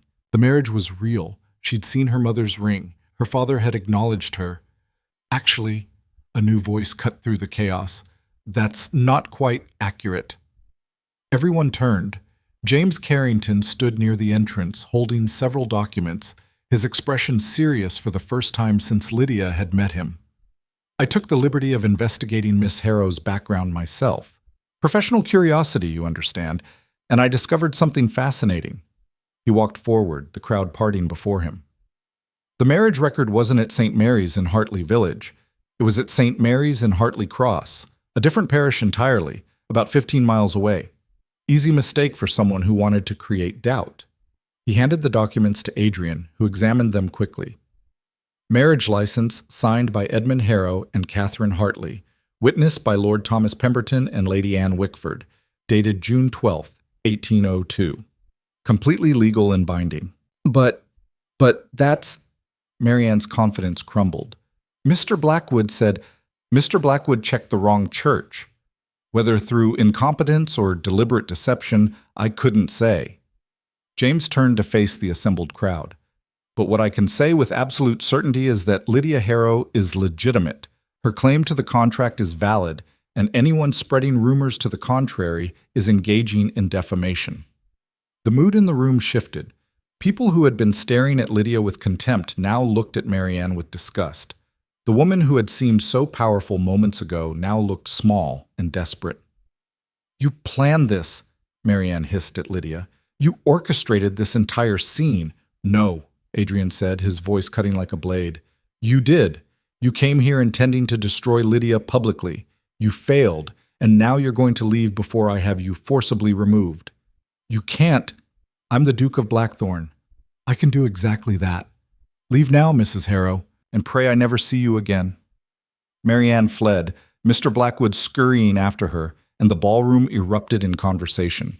Catherine appeared at Adrian's elbow, her face pale. "I didn't know she was going to do that. I swear, Adrian, I had no idea." "Didn't you? You invited her. You've been spreading doubts about Lydia for weeks. You wanted her exposed and humiliated. Well, you got your wish. Happy?" "I was trying to protect you. You were trying to control me. There's a difference." Adrian turned to Lydia, his expression softening. "Are you all right?" Lydia was shaking, adrenaline and shock making her dizzy. "I don't know. I think so. I need air." She pushed through the crowd, ignoring the stares, the whispers, the questions. She needed to be outside, needed space to breathe, needed to escape the suffocating weight of all those eyes. She found herself in Catherine's gardens, gasping in the cool night air, trying to process what had just happened. Marianne had tried to destroy her. James had saved her. Adrian had defended her. It should have felt like victory. So why did it feel like she'd just survived an execution? That was quite a performance. Lydia spun. Catherine stood in the garden entrance, backlit by the ballroom lights. "I didn't plan any of that. I know, that's what makes it so perfect. You stood there, vulnerable and innocent, while your enemies destroyed themselves and your defenders rode to your rescue. You couldn't have scripted it better if you tried." "Is that what you think happened? That I manipulated everyone?" Catherine moved closer, her beautiful face hard in the moonlight. "I think you're more dangerous than I gave you credit for. I thought you were just a desperate girl clinging to a contract, but you're something else. You make people want to protect you, want to fight for you. Adrian, James, even some of the servants, you have them all wrapped around your finger without even trying." "That's not true, isn't it? Adrian has never defended anyone the way he defended you tonight. Never. Not even me when we were engaged. You've done something to him, Lydia, changed something, and I won't let you take him from me." "I'm not trying to take him from anyone. I'm just trying to survive." "Then you should have stayed in whatever gutter you crawled out of, because this world, it's going to destroy you. If not tonight, then tomorrow. If not Marianne, then someone else. There's always someone else ready to tear down the weak." Catherine turned to leave, then stopped. "One more thing. That contract you're hiding behind? I've had my solicitors examine it. There's a clause you might want to know about.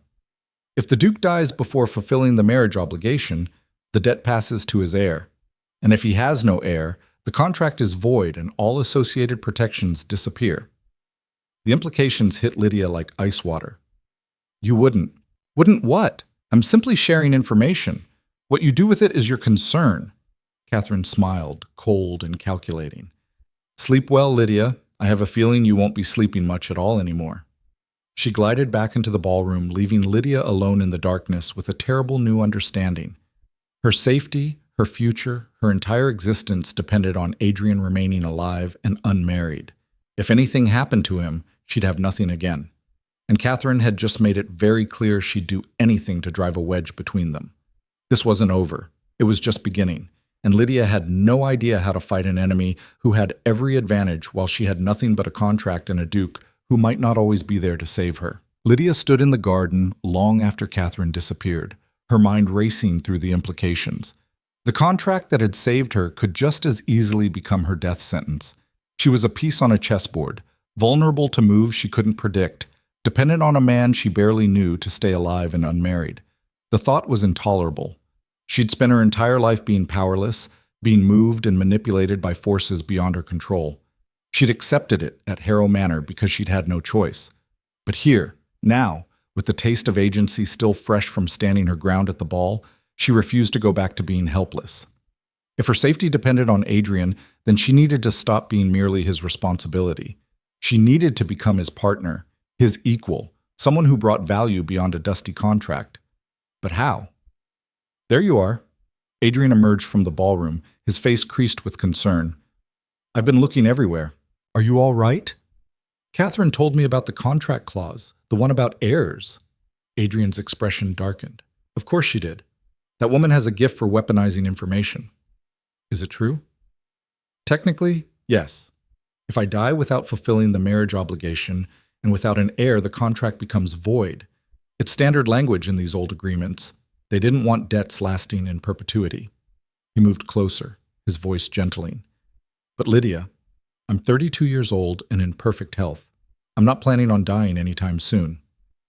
Plans don't matter. Accidents happen. Illness strikes, and Catherine made it very clear she'd do anything to separate us. She won't hurt me. For all her manipulation, Catherine isn't violent. She's calculating. Calculating people are often the most dangerous. Lydia met his eyes. I need to be more than your ward, Adrian. I need to be useful, valuable. Someone you choose to keep around rather than someone you're obligated to protect. You are useful. You're intelligent, talented. I play piano and I've memorized etiquette rules. That's not useful. That's decorative. I want to contribute something real. She took a breath, the idea forming even as she spoke. Let me help you with the estate management. You're drowning in paperwork. You said so yourself. I'm good with numbers. I learn quickly, and I have nothing but time. Adrian studied her for a long moment. That's not typical work for a lady. I'm not a typical lady. I'm a ward with no prospects and a questionable future. Typical doesn't apply to me. Something shifted in his expression, surprise mixed with what might have been admiration. You're serious about this? Completely. It won't be easy. The account books are a mess, the correspondence is endless, and half the tenants try to cheat on their rents while the other half genuinely can't pay. It's tedious, frustrating work. I don't care. I need to be useful. I need to matter. Adrian smiled then, genuine and warm. You already matter, Lydia. But if you want to learn estate management, I'll teach you. Fair warning, though, you might regret this when you're buried under ledgers at midnight. I'll take that risk. They returned to the ball together, and Lydia endured another hour of scrutiny and veiled questions before Adrian finally declared they were leaving. The carriage ride back to Blackthorn Hall was quiet, both of them processing the evening's events. James saved me tonight, Lydia said finally. Why? What does he gain from defending me? James is my oldest friend. We grew up together, went to university together, got into more trouble than I care to admit. He's loyal to a fault, and if I tell him someone deserves protection, he provides it without question. You told him I deserved protection? I told him you deserved truth. He found it. Adrian paused. He also likes you, I think. James has good instincts about people. If he went to the trouble of investigating your background, it's because he believes you're worth the effort. The word settled something inside Lydia, a small piece of validation she hadn't realized she needed. The next morning, Adrian was true to his word. He appeared at her door at 8 o'clock with an armful of ledgers and a determined expression. Ready for your education? They set up in the library, spreading documents across every available surface. Adrian started with the basics, how the estate was organized, the various income streams, the seasonal expenses, the tenant agreements. Lydia absorbed it all with fierce concentration, asking questions when she didn't understand, making notes in the margins. You're a quick study, Adrian said after the first hour. It took me months to grasp what you've learned this morning. I'm motivated. Fear is an excellent teacher. You don't need to be afraid anymore. Don't I? Catherine made it clear she's not done. Marianne is still out there, probably plotting revenge. Your household staff barely tolerates me. I have plenty of reasons to be afraid. Adrian set down the ledger he'd been reviewing. About the staff. I've noticed the cold breakfast, the delayed requests. I should have addressed it sooner. You noticed? I'm not blind, Lydia. I just wanted to see if you'd tell me about it yourself. The fact that you didn't suggest you're either too proud or too used to fighting your own battles. Both, probably. Well, it ends today. I'll speak to Morrison and Mrs. Wickham. They'll treat you properly or they'll find employment elsewhere. Don't. The word came out sharper than Lydia intended. Don't fire anyone on my account. That will only make them resent me more. Then what do you suggest? Lydia thought for a moment. Let me handle it. Let me prove to them I'm not a burden or a threat. If you constantly defend me, I'll never be anything but the Duke's pet project. But if I can stand on my own, earn their respect myself, that's worth more than any command you could give. Adrian looked at her with something that made her pulse quicken. You're not at all what I expected. What did you expect? Someone broken. Someone who needed saving. Instead, I got someone who refuses to stay down no matter how many times the world knocks her over. Is that a compliment? It's an observation, and yes, it's a compliment. They worked through lunch, Adrian ordering food brought to the library rather than interrupting their progress. Lydia pored over tenant agreements, finding discrepancies and errors that Adrian had missed. "Look at this," she said, pointing to an entry. "The Ashford farm is listed as paying £60 annually, but the receipt shows only 45. That's been happening for 3 years. Adrian examined the records, his jaw tightening. Thomas Ashford. I knew something was off with him. He's always claiming hardship, asking for extensions. Apparently he's been pocketing the difference. Should we confront him? We should, and you're coming with me." The next morning they rode out to the Ashford farm together. It was Lydia's first time leaving Blackthorn Hall since the ball, and she was acutely aware of the servants' stares as they prepared the horses. Mrs. Wickham's disapproval was palpable. "A lady doesn't involve herself in estate business," the housekeeper muttered, just loud enough to be heard. "Good thing I'm not a lady, then," Lydia replied evenly. "I'm a ward learning to be useful." The ride was beautiful, autumn colors painting the landscape in gold and crimson. Adrian pointed out various landmarks, explained the boundaries of his holdings. The estate was vast, thousands of acres, dozens of farms, a small village that depended entirely on Blackthorn's support. "It's overwhelming," Lydia admitted, "all these people depending on you." "On us, if you're serious about learning this work. Estate management isn't a solo endeavor. My father had my mother's help, though most people never knew it. She was brilliant with accounts, could spot a discrepancy from across the room." "What happened to her?" "Fever. When I was 15, she fought it for weeks, but—" He stopped, his voice thick. "My father never fully recovered. He went through the motions after she died, but the heart went out of him. That's why everything's such a mess. He stopped caring about the details." "I'm sorry." "It was a long time ago, but it taught me that this work requires partnership. No one person can manage everything alone." The Ashford farm was smaller than Lydia expected. The building's in need of repair despite the missing rent money. Thomas Ashford emerged when they arrived, his expression shifting from surprise to wariness when he saw Adrian's stern face. "Your Grace, I wasn't expecting, that is, I didn't receive notice of a visit." "That's because this isn't a social call, Thomas. We need to discuss your rent payments, or rather, your lack thereof." Lydia watched as Adrian laid out the evidence, his tone firm but not cruel. Ashford tried to bluster, to make excuses, but confronted with the records, he eventually crumbled. "I needed the money, Your Grace. My wife's been sick, the harvest was poor, I didn't know what else to do." "You could have asked for help instead of stealing." "And you would have given it? To someone like me?" "Yes," Lydia interjected. Both men turned to look at her. "If you'd come honestly, explained the situation, His Grace would have worked with you, but you chose deception instead. That's what makes this theft rather than hardship." Ashford's eyes narrowed. "And who are you to speak on estate matters? The charity case playing at being important?" Adrian's voice went cold. "You will address Miss Harrow with respect, or this conversation ends with your eviction." "Miss Harrow is right, though," Lydia continued, keeping her voice steady despite the insult. "You made a choice. Now we make ours. You can repay the missing funds over time, say an additional £10 per year until the debt is cleared, or you can leave and find another landlord willing to overlook theft." Ashford stared at her, clearly not expecting such direct negotiation from a woman. "The choice is yours," Adrian added, "but decide quickly. I have other farms to visit today." "I'll pay it back," Ashford muttered. "The extra £10, but only because I've got nowhere else to go." "Then we have an agreement. Miss Harrow will draw up the revised contract. You'll receive it by week's end." As they rode away, Adrian glanced at Lydia with barely suppressed amusement.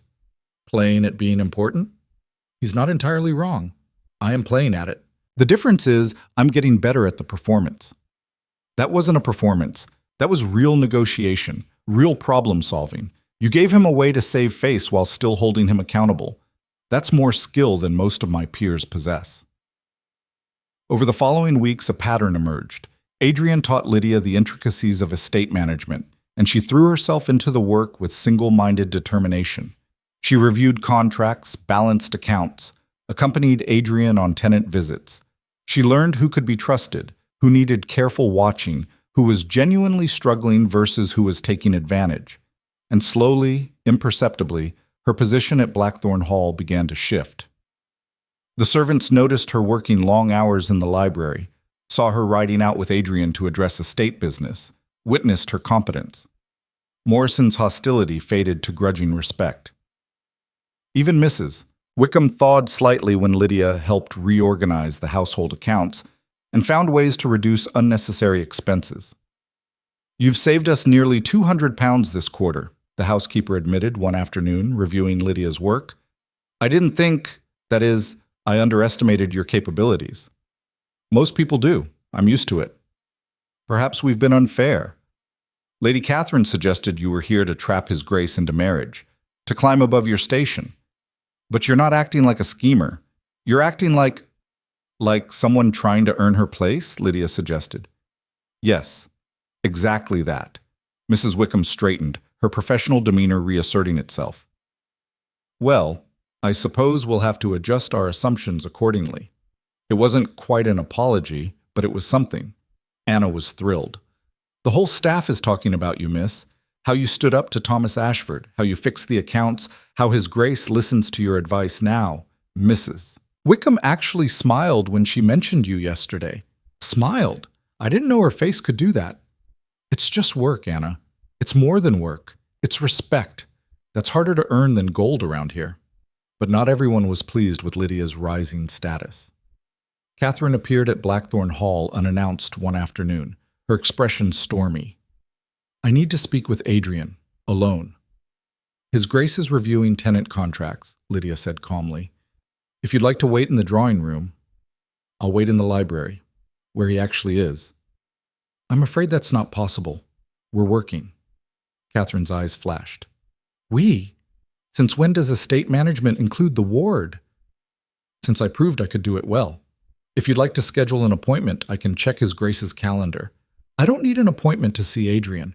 I've known him since we were children. I have more right to his time than some upstart playing secretary." "Perhaps, but he gave me this responsibility, and I take it seriously.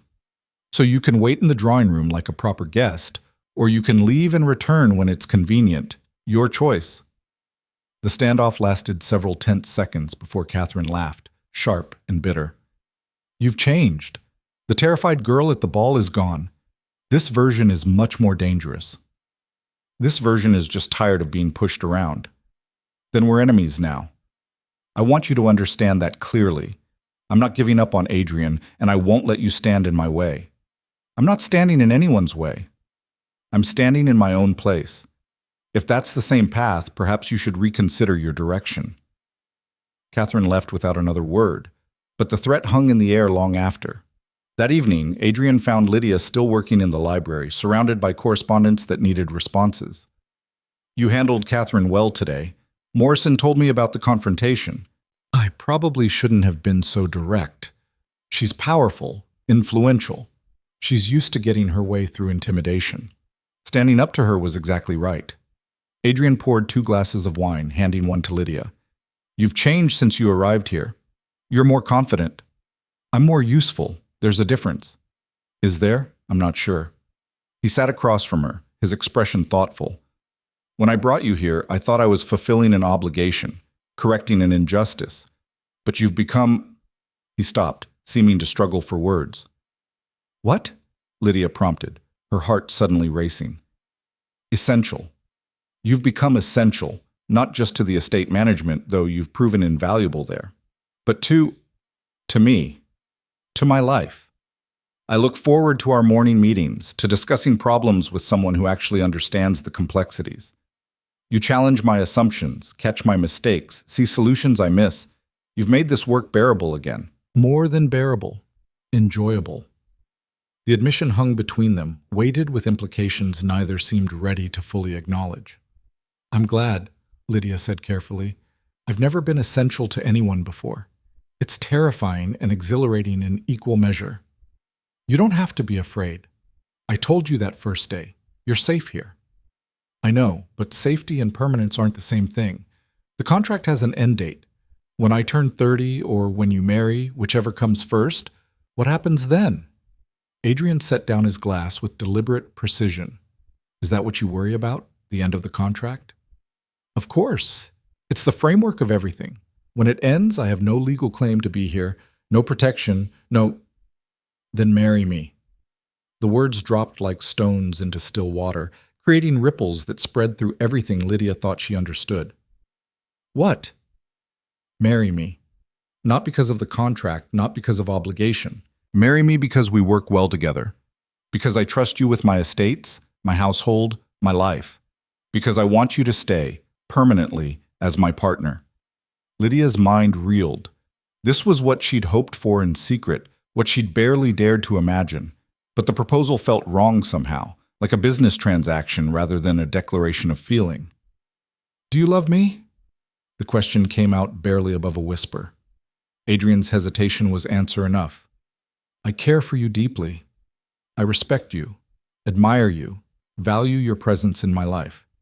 Isn't that a stronger foundation than romantic love? Passion fades, Lydia. But partnership, mutual respect, shared purpose, those endure. You're describing a business arrangement. I'm describing a marriage that could actually work. Most nobles marry for alliance, for property, for heirs. We'd be marrying for genuine compatibility. That's more than most people get. Lydia stood, needing distance, needing air. You're offering me security, safety, a permanent place, everything I've ever wanted. Then why do you look so unhappy? Because you don't love me. The truth hurt to speak. You love the work I do, the partnership we've built, but me? Lydia, the person? I'm not sure you've ever actually seen me separate from my usefulness. That's not fair, isn't it? You brought me here because of a contract. I've spent months proving my value through work, through contribution, and now you're proposing marriage based on what? Our ability to balance account books together? You're simplifying I'm clarifying. Adrian, you're a good man. You've been kinder to me than anyone in my life. But kindness isn't love, respect isn't love, and I can't marry someone who sees me as a useful asset rather than someone worth loving.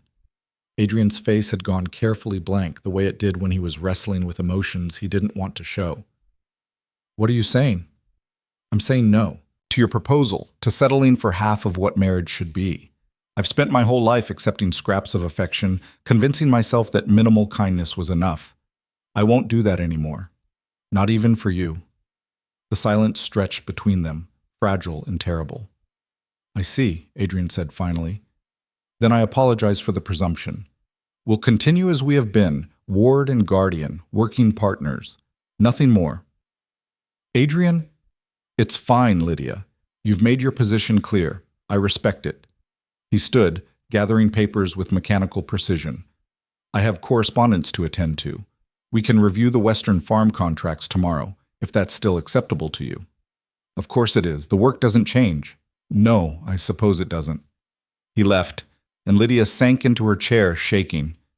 She'd just refused a proposal from a duke, refused security, permanence, everything she'd been fighting for, because some stupid, stubborn part of her wanted more than practicality. She wanted love.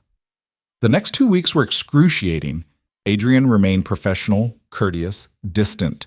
They worked together daily, discussed estate matters with perfect efficiency, and avoided anything remotely personal. The easy companionship they'd built was gone, replaced by polite formality that felt like ice. The household noticed. Anna worried openly. Morrison and Mrs. Wickham exchanged meaningful glances. Even the other servants seemed to sense that something had shifted, though none knew exactly what. James Carrington noticed too. He arrived for a visit and immediately cornered Lydia in the library. What happened? Adrian's been acting like someone died, and you look like you haven't slept in days. Nothing happened. We're fine. You're terrible at lying. What did he do? He proposed. I refused, that's all. James stared at her. You refused Adrian, the Duke of Blackthorn, who I might add never proposes to anyone, who hasn't shown interest in marriage since Catherine broke his heart a decade ago. He didn't propose out of love. He proposed out of convenience. Did he tell you that? Essentially, he talked about partnership, respect, compatibility, not love. You absolute fool, James said, but he was smiling. Adrian doesn't know how to talk about love. His parents had an arranged marriage that turned into genuine affection, but they never spoke of emotions directly. It wasn't done in his family. So when he talks about respect and partnership, he's saying, I love you in the only language he knows. Lydia's heart stuttered. That can't be. Can't it? Think about it. He brought you here despite knowing the social consequences. He's defended you publicly, taught you his work, trusted you with his estates. He turns to you first for advice, seeks your company constantly, lights up when you enter a room. If that's not love, what is?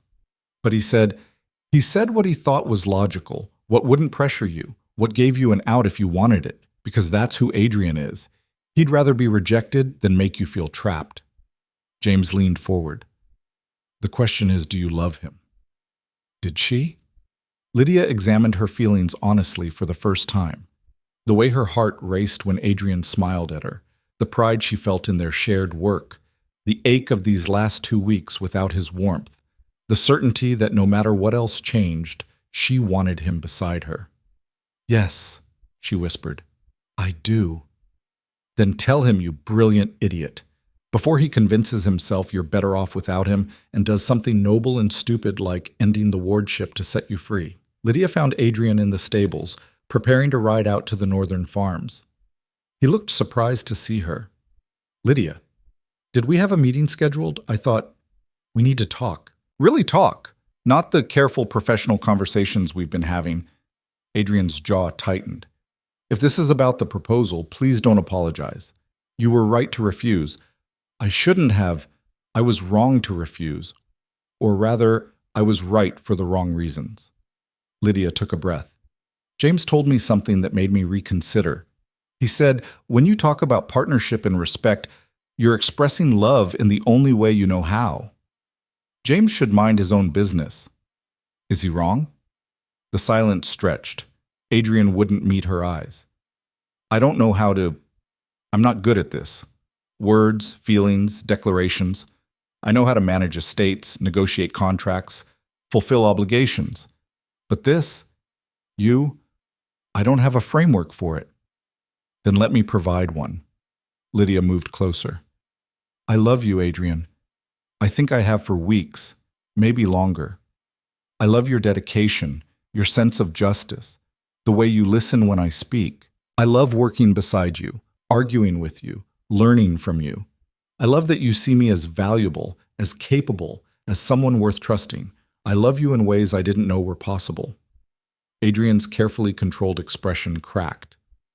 Lydia, I refused your proposal because I was afraid of settling, but James made me realize that what you offered wasn't settling. It was everything, just expressed differently than I expected. So I'm asking now, do you love me? Not respect me? Not value me as a partner? Love me? Yes. The word came out rough, almost broken.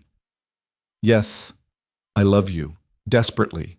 Probably from that first day when you stood up to your stepmother despite being terrified. Certainly by the time you negotiated with Thomas Ashford. Absolutely by the time you told Catherine she should reconsider her direction. You're the bravest, most stubborn, most magnificent person I've ever met, and I can't imagine my life without you in it. Then ask me again. What? Ask me to marry you, properly this time, with all the feelings you just admitted. Adrian took her hands, his grip warm and steady. Lydia Harrow, will you marry me? Not because of a contract, not because of obligation or convenience or partnership, though we'll have all of those things, but because I love you, because I want to spend my life beside you, because you've transformed everything I thought I knew about what marriage could be. Will you marry me? Yes, Lydia said, tears streaming down her face. Yes, absolutely yes. He kissed her then, and it felt like coming home to a place she'd never known existed. Everything she'd survived, every cruelty she'd endured, every moment of loneliness and fear, it all led here, to this man, to this moment, to this impossible, wonderful, terrifying choice to believe in love. When they finally broke apart, both slightly breathless, Adrian was smiling in a way she'd never seen before. Open, unguarded, genuinely happy. We should tell everyone, make it official. Let's wait, just a little while. I want this to be ours before it becomes everyone else's news. Whatever you want. Though I warn you, the moment James finds out, discretion goes out the window. Then we don't tell James yet. They rode out together to inspect the northern farms, and everything felt different. The same work, the same land, but transformed by the certainty of shared future. They were partners now in truth, not just in function. When they returned to Blackthorn Hall that evening, Morrison greeted them with barely concealed curiosity. "Your Grace, Miss Harrow, you both seem well." "We are well, Morrison, exceptionally well." Adrian couldn't quite suppress his smile. The butler's eyes flickered between them, understanding dawning. "I see. Shall I inform Mrs. Wickham to begin preparing for certain eventuality?" "Not yet, but soon." Word spread anyway, the way it always did in large households. By dinner time, the staff was treating Lydia with a new kind of respect, not just for her work, but for her eminent position as Duchess. The shift was subtle, but unmistakable. "They know," Lydia said as she and Adrian reviewed contracts in the library later that evening. "Of course they know. Servants always know everything first." He set aside his papers. "Does it bother you?" "No. It feels right, actually, like I finally belong here." She paused. "We'll need to address the contract formally, have it dissolved or fulfilled or whatever the legal term is. I've already had my solicitors draw up the paperwork. The contract will be considered fulfilled upon our marriage. You'll have no further obligations to the Vale family beyond those you choose to take on as my wife. And if I choose to take on estate management, household oversight, and making you happy, then I'll consider myself the most fortunate man in England." A knock interrupted them. Morrison entered, his expression serious. "Your Grace, there's a visitor, Lady Catherine Ashford. She's quite insistent on seeing you immediately." Adrian and Lydia exchanged glances. "Show her in," Adrian said. Catherine swept into the library moments later, her face pale and her usual composure noticeably shaken. "Adrian, thank heaven. I need your help. It's urgent." "What's happened?" "Marianne Harrow. She's circulating letters, vicious, slanderous letters, claiming that you and Lydia have been conducting an illicit affair under the guise of the wardship. She's sending them to everyone who matters in society, along with fabricated evidence and testimony from that weasel Blackwood." Lydia felt ice slide down her spine. "She's trying to destroy both our reputations." "She's trying to destroy you specifically," Catherine corrected. "If society believes you've compromised Adrian, they'll force him to either marry you in scandal or cast you out to preserve his honor. Either way, you lose, in scandal or in exile." "Why are you telling us this?" Lydia asked. "I thought you wanted me gone." Catherine met her eyes, and for the first time, Lydia saw something like respect there. "I did want you gone. I've spent weeks plotting ways to make you leave, but this is beneath contempt. Marianne isn't just attacking you anymore. She's attacking Adrian, questioning his judgment and his honor. And whatever my feelings about your relationship, I won't stand by while that vindictive woman tears down a good man with lies." "What do you propose we do?" Adrian asked. "Announce your engagement immediately. Make it clear that you're marrying by choice, with full knowledge and intention. Take away her power by proving the relationship is legitimate and honorable." Catherine paused. "I never thought I'd be advocating for your marriage to another woman, but here we are." Lydia looked at Adrian. "She's right. If we're going to fight this, we need to do it publicly and decisively." "Then we announce it tomorrow," Adrian decided. "James can help spread the word through his social connections. We'll host an engagement party within the week, invite everyone who received Marianne's letters, and show them a united front." "I'll help," Catherine said quietly. "I have more social influence than Marianne could ever dream of. If I endorse this match, others will follow." "Why would you do that?" Lydia had to ask. "Because I've finally accepted something I should have realized weeks ago. Adrian was never mine to claim. He stopped being mine the day I chose Edmund over him. And watching you two together these past months, the way he looks at you, the way you challenge him, that's something real. Something I never had with him." Catherine smiled, sad but genuine. "I'm letting go, Lydia, truly, and I'm sorry for making your life hell in the process. It wasn't quite forgiveness, but it was something, a beginning, perhaps." "Thank you," Lydia said, "for the warning and for the help." Don't thank me yet. Marianne won't give up easily. This fight is just beginning. But for the first time since she'd entered Blackthorn Hall, Lydia wasn't afraid of the fight. She had Adrian beside her, Catherine unexpectedly in her corner, and her own hard-won strength to draw on. She'd survived everything the world had thrown at her so far. She'd survived this too. Marianne's letters arrived the next morning like poison scattered across London society.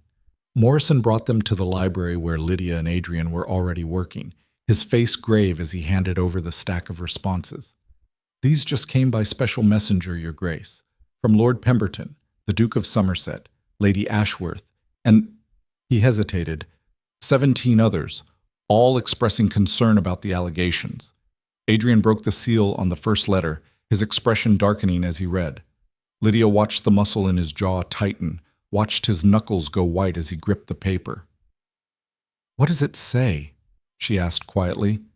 "Pemberton writes that he's received disturbing information about my judgment. He suggests that perhaps the pressures of managing the estate alone have compromised my decision-making. He offers to help me resolve the situation discreetly before it becomes a full scandal."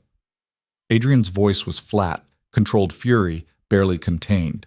"He's known me since I was a child, and he believes this filth over 30 years of character." "Show me the letters."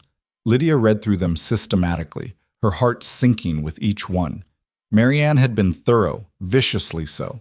The letters claimed that Lydia had seduced Adrian within days of arriving, that the wardship was a convenient fiction to hide an illicit affair, that she was pregnant and trying to trap him into marriage. There were testimonies from servants who'd witnessed inappropriate behavior, from Mr. Blackwood, who swore the marriage records were forged, from people Lydia had never met claiming she'd boasted of her schemes. "It's all lies," she said, but her voice shook. "Every word of it." "I know, but lies told convincingly enough become truth in the eyes of society." Adrian stood, pacing like a caged animal. "We need to move faster than planned. The engagement announcement goes out today, and the party happens within 3 days, not a week. We don't give these rumors time to fester." 3 days isn't enough time to plan a proper engagement party. "Then it won't be proper. It'll be honest and immediate, which matters more." He turned to Morrison. "Send word to James Carrington, Lady Catherine, and everyone on the guest list for the intended party. Tell them we're moving the date up. Tell them it's urgent." "Your Grace, the staff won't be able to prepare adequately. They'll do their best, and their best will be enough. Go."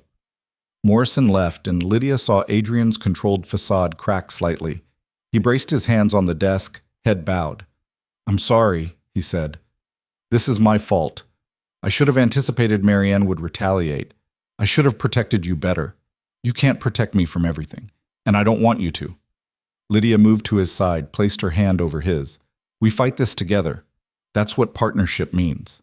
"Together," he agreed, straightening. "Then let's craft our response."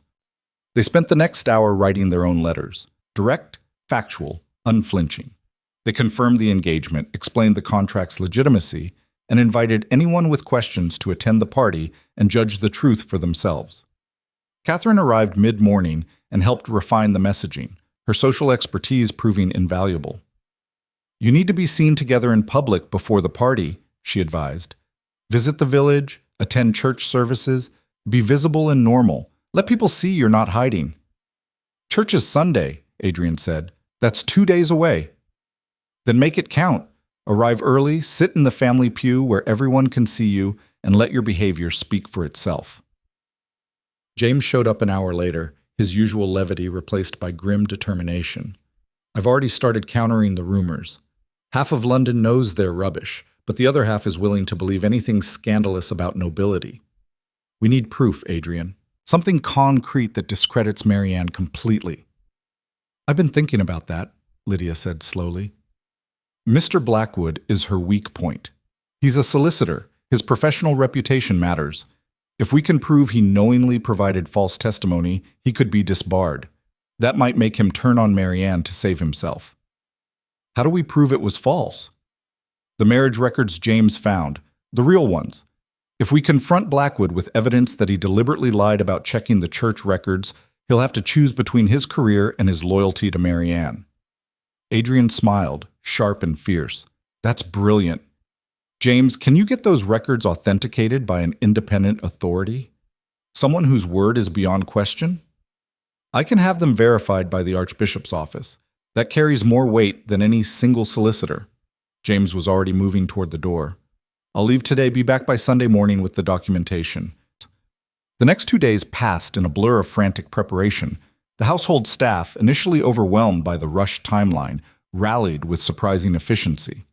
Mrs. Wickham proved herself an organizational genius, coordinating everything from decorations to catering with military precision. Anna worked alongside Lydia, helping her prepare for what felt less like an engagement party and more like a trial. "You'll show them all, miss," Anna said as she arranged Lydia's hair Saturday evening. "They'll see how wrong they were about you." "I hope so, but hope isn't the same as certainty." "Nothing worth having comes with certainty. That's what my mum always said." Sunday morning dawned cold and clear. Lydia dressed in a deep green gown that Anna swore made her look regal and tried to steady her nerves. The church would be full. Word of the scandal had spread through the county like wildfire, and everyone would be there to witness either her vindication or her humiliation. Adrian met her at the base of the grand staircase, looking impossibly handsome in his formal attire. He took her hand, steady and warm. "Ready?" "No, but let's go anyway." The village church was indeed packed, every pew filled with curious eyes and whispered speculation. As Adrian and Lydia entered, the murmuring stopped. They walked down the center aisle together, heads high, and took their place in the Blackthorne family pew at the front. Lydia could feel the stares boring into her back. She kept her eyes forward, her breathing steady, and tried to remember Catherine's advice. Let them see you're unafraid. Fear looks like guilt. The service was interminable. Lydia barely heard the sermon, too aware of the scrutiny, the judgment, the weight of hundreds of people deciding her fate based on nothing but appearance and rumor. When it finally ended, she and Adrian stood to leave, and the crowd parted like water before them. Outside in the weak November sunshine, Lord Pemberton approached. He was older than Adrian, distinguished and severe, and his expression was troubled. "Adrian, I received your letter. I want to understand." "Then come to the engagement party tomorrow evening, Thomas. See the truth for yourself rather than believing lies from a bitter woman." "I've known you since you were a boy. I never wanted to think." "Then don't think. No. The invitation stands." They left Pemberton standing in the churchyard and returned to Blackthorne Hall, where the final preparations were reaching a fever pitch. James arrived late Sunday night, triumphant and exhausted, carrying official documents sealed with the Archbishop's mark. Marriage records, verified and authenticated. Catherine Margaret Hartley married Edmund Charles Harrow on June 12, 1802, at St. Mary's Church in Hartley Cross. Witnessed, recorded, completely legal. Any solicitor claiming otherwise is either incompetent or lying. "Now we need to get a Blackwood to admit which one he is," Adrian said. "Leave that to me," Catherine offered. She'd come to help with the final party preparations and had proven herself an unexpected ally. "I can be very persuasive when properly motivated." Monday arrived with the inevitability of Judgment Day. The ballroom at Blackthorne Hall was transformed, thousands of candles casting warm light over garlands of autumn flowers, tables laden with elaborate food, musicians tuning their instruments in the corner. It was beautiful and terrifying in equal measure. Guests began arriving at 7. Lydia stood beside Adrian in the receiving line, shaking hands and accepting congratulations that ranged from genuine to poisonously false. She saw Lord Pemberton enter with his wife, saw the Duke of Somerset and his curious daughters, saw dozens of faces she recognized from Catherine's ball weeks ago. And then she saw Mary Ann. Her stepmother swept in uninvited, Mr. Blackwood trailing behind her like a nervous shadow.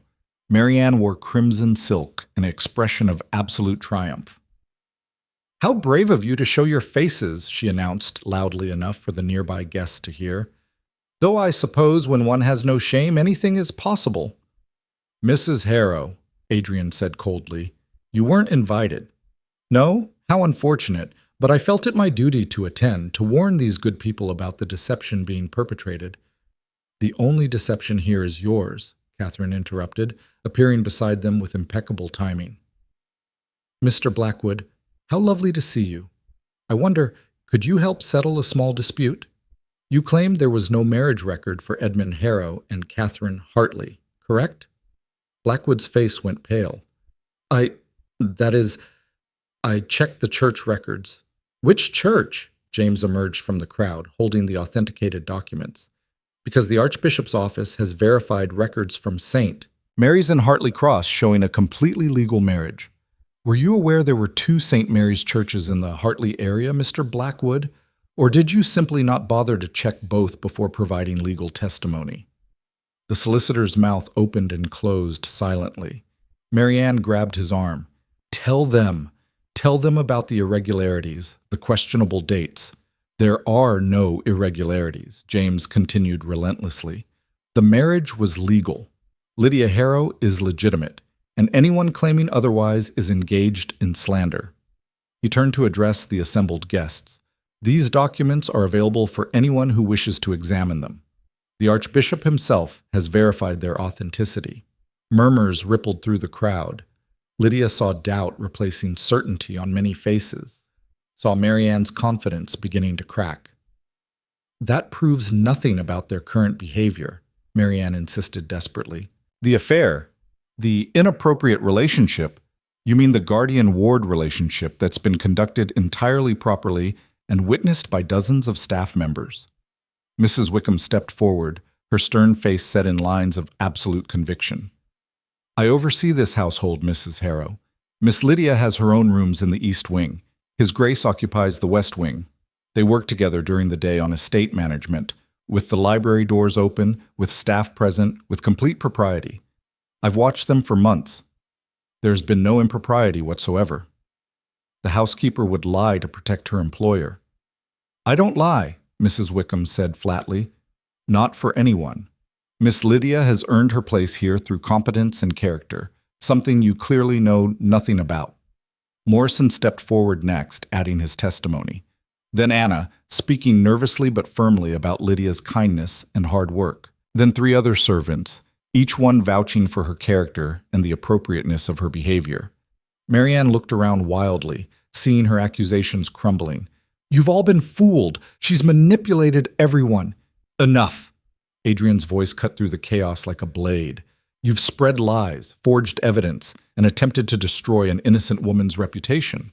The only question now is whether we pursue legal action for slander. You can't. I'm Edmund's widow. You're a widow who inherited everything while denying his legitimate daughter even the smallest remembrance. You're a woman who's shown herself capable of any cruelty to maintain your position, and you're no longer welcome in my home or my presence. Adrian gestured to Morrison. See her out, and make it clear that she's not to return. As Morrison and two footmen escorted a protesting Marianne toward the door, Blackwood tried to follow. Catherine stopped him with a hand on his arm. Not you, Mr. Blackwood. You have a choice to make.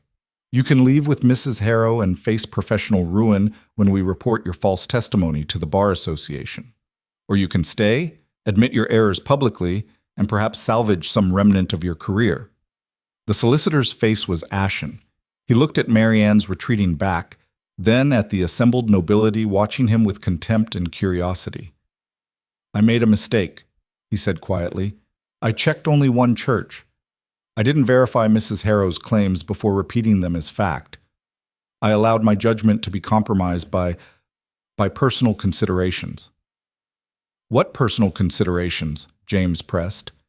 Mrs. Harrow promised me a generous fee if I helped discredit Miss Lydia. I needed the money. My practice has been struggling, and He stopped, seeming to crumble. I'm sorry. I was wrong. About everything. The admission hung in the air. Lydia felt something loosen in her chest. Not quite forgiveness, but perhaps the beginning of release. Thank you for your honesty, Mr. Blackwood, she said quietly, however belated. He left, shoulders bowed, and the ballroom erupted in conversation. But the tone had shifted. Lydia heard snippets of dialogue as guests processed what they'd witnessed. Completely vindicated. That stepmother is monstrous. The Duke was right to protect her. Lord Pemberton approached, his expression chagrined. Miss Harrow, I owe you an apology. I believed rumors without seeking truth. That was beneath me. Thank you, Lord Pemberton. Your apology is accepted. Adrian, you've found yourself a remarkable woman. Treasure her. I intend to. The party resumed, but now it felt genuine. Guests who had been watching with suspicion approached with congratulations.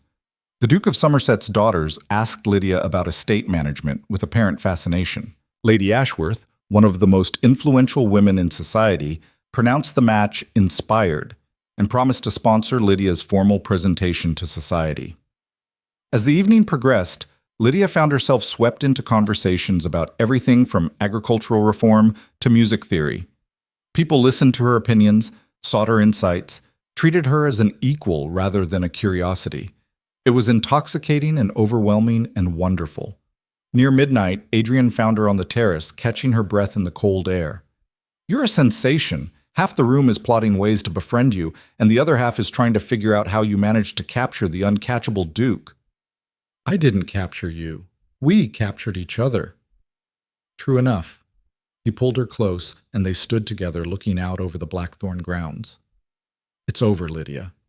Marianne is discredited, the rumors are dead, and you're free." "Free," she repeated, testing the word. "I've never been free before. I'm not sure I know what to do with it." "We'll figure it out together." Adrian turned her to face him. "We should set a wedding date, unless you want a long engagement?" "No. I've waited long enough for my life to begin. Let's make it soon." "Next month?" "Perfect." They kissed, and Lydia felt the last pieces of her old self fall away. The scared girl who'd sat silent through her father's will reading was gone. In her place stood a woman who'd learned to fight, to stand her ground, to claim her own worth. The wedding took place on a crisp December morning in the village church, the same place where society had judged her just weeks before. This time, the pews were filled with genuine well-wishers. Catherine attended, smiling with what looked like real happiness. James stood as Adrian's best man, making irreverent jokes that had even the vicar laughing. Anna cried through the entire ceremony. Lydia wore a gown of ivory silk with sapphires at her throat, Adrian's mother's necklace, the one he'd given her before Catherine's ball.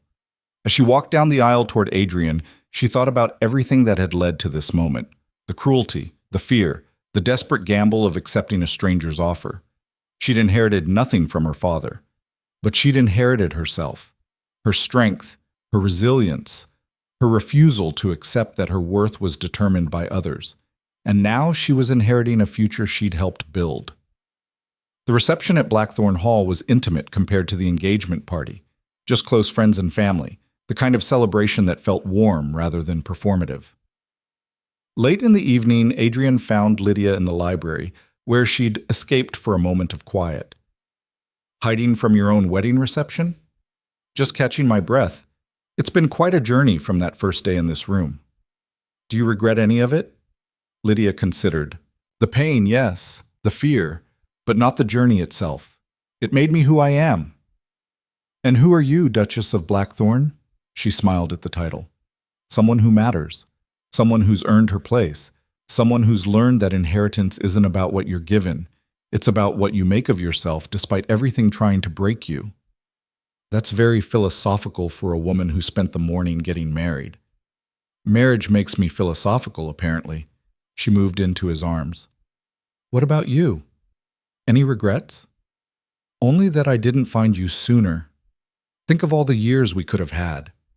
We have all the years ahead of us. That's enough." They returned to the reception together, and Lydia danced with her new husband while their friends celebrated around them. She caught Catherine's eye across the room and saw the other woman raise her glass in a silent toast. Acknowledgement between former adversaries turned unlikely allies. Near midnight, the last guest departed.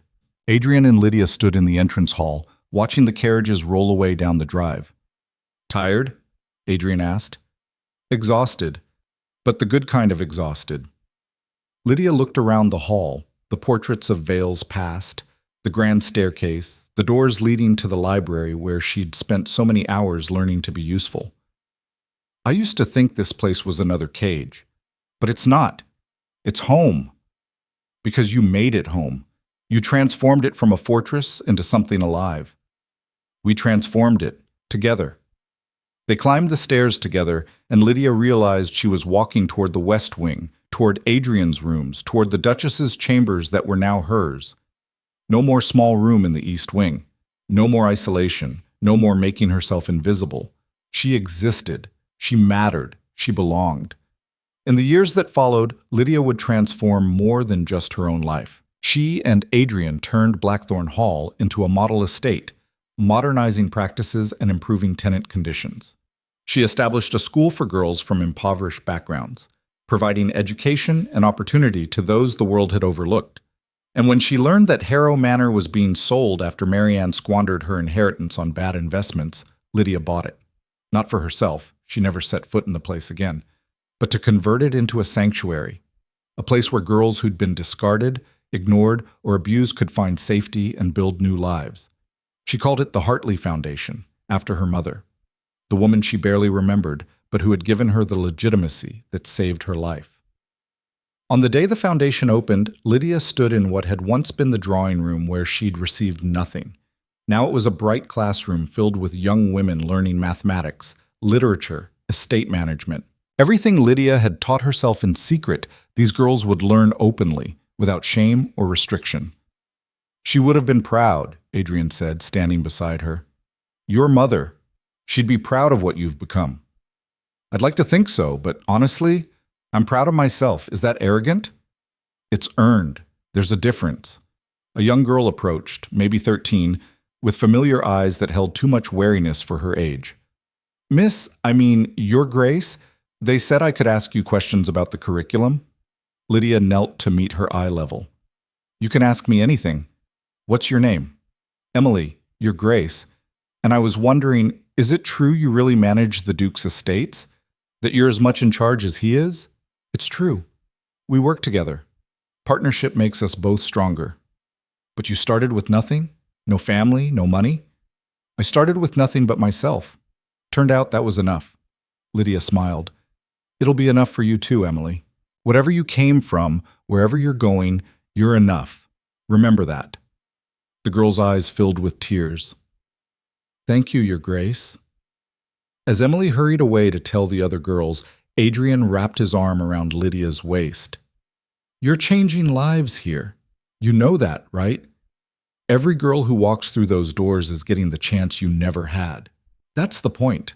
I can't change my past, but I can change their futures. That's worth something. It's worth everything.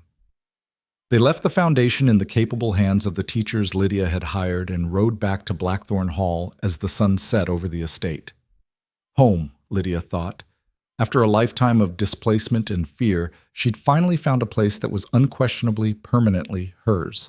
Not because someone had given it to her, because she'd claimed it. That night, as she and Adrian reviewed the estate accounts in the library, their comfortable routine after 3 years of marriage, Lydia thought about the girl she'd been. The one who'd sat in silence while her stepmother stripped away her inheritance. The one who'd believed she was worth nothing. She wished she could go back and tell that girl what was coming. The pain, yes, but also the triumph. The love. The discovery that worth isn't given by others. It's found within yourself and fought for with everything you have. What are you thinking about? Adrian asked, noticing her distraction. About inheritance. About what really matters. And what's your conclusion? Lydia set down her pen and looked at her husband, her partner, her equal, her choice. That the best inheritance isn't money or property or titles. It's the strength to survive what tries to break you, the courage to claim your own worth, and the wisdom to build something better for those who come after. That's the inheritance you're giving those girls at the foundation. And it's the inheritance I'll give our daughter. She placed his hand on her stomach where new life was just beginning to grow. When she's old enough to understand. Adrian's eyes widened with joy and wonder. A daughter? Possibly, or a son. But I hope a daughter. I want to raise a girl who never doubts her worth, who knows from birth that she's valuable and capable and strong, who inherits not property but possibility. She'll have the best teacher. You'll show her how to transform nothing into everything. We'll show her, together. They sat in the library as the candles burned low, planning for a future that Lydia had once thought impossible. A future built not on what she'd been given, but on what she'd claimed. Not on inheritance, but on choice. The girl who'd inherited nothing had become a woman who'd built everything. And that, Lydia thought, as she felt Adrian's hand warm on her stomach, and imagined the daughter who would never know what it meant to be overlooked, was the truest inheritance of all. Not money, not property, not titles or contracts or obligations written by dead men, but the unshakable knowledge that worth comes from within, that strength can be forged in the harshest fires, and that sometimes the best inheritance is the one you create yourself. For yourself, and for those who will come after. The legacy of the girl who survived, the woman who thrived, the Duchess who changed the world, one rescued girl at a time. Lydia Harrow Vale, Duchess of Blackthorn, who had inherited nothing and claimed everything, smiled in the candlelight and knew with absolute certainty that she had finally come home, not to a place, but to herself. And that was enough, more than enough. It was everything.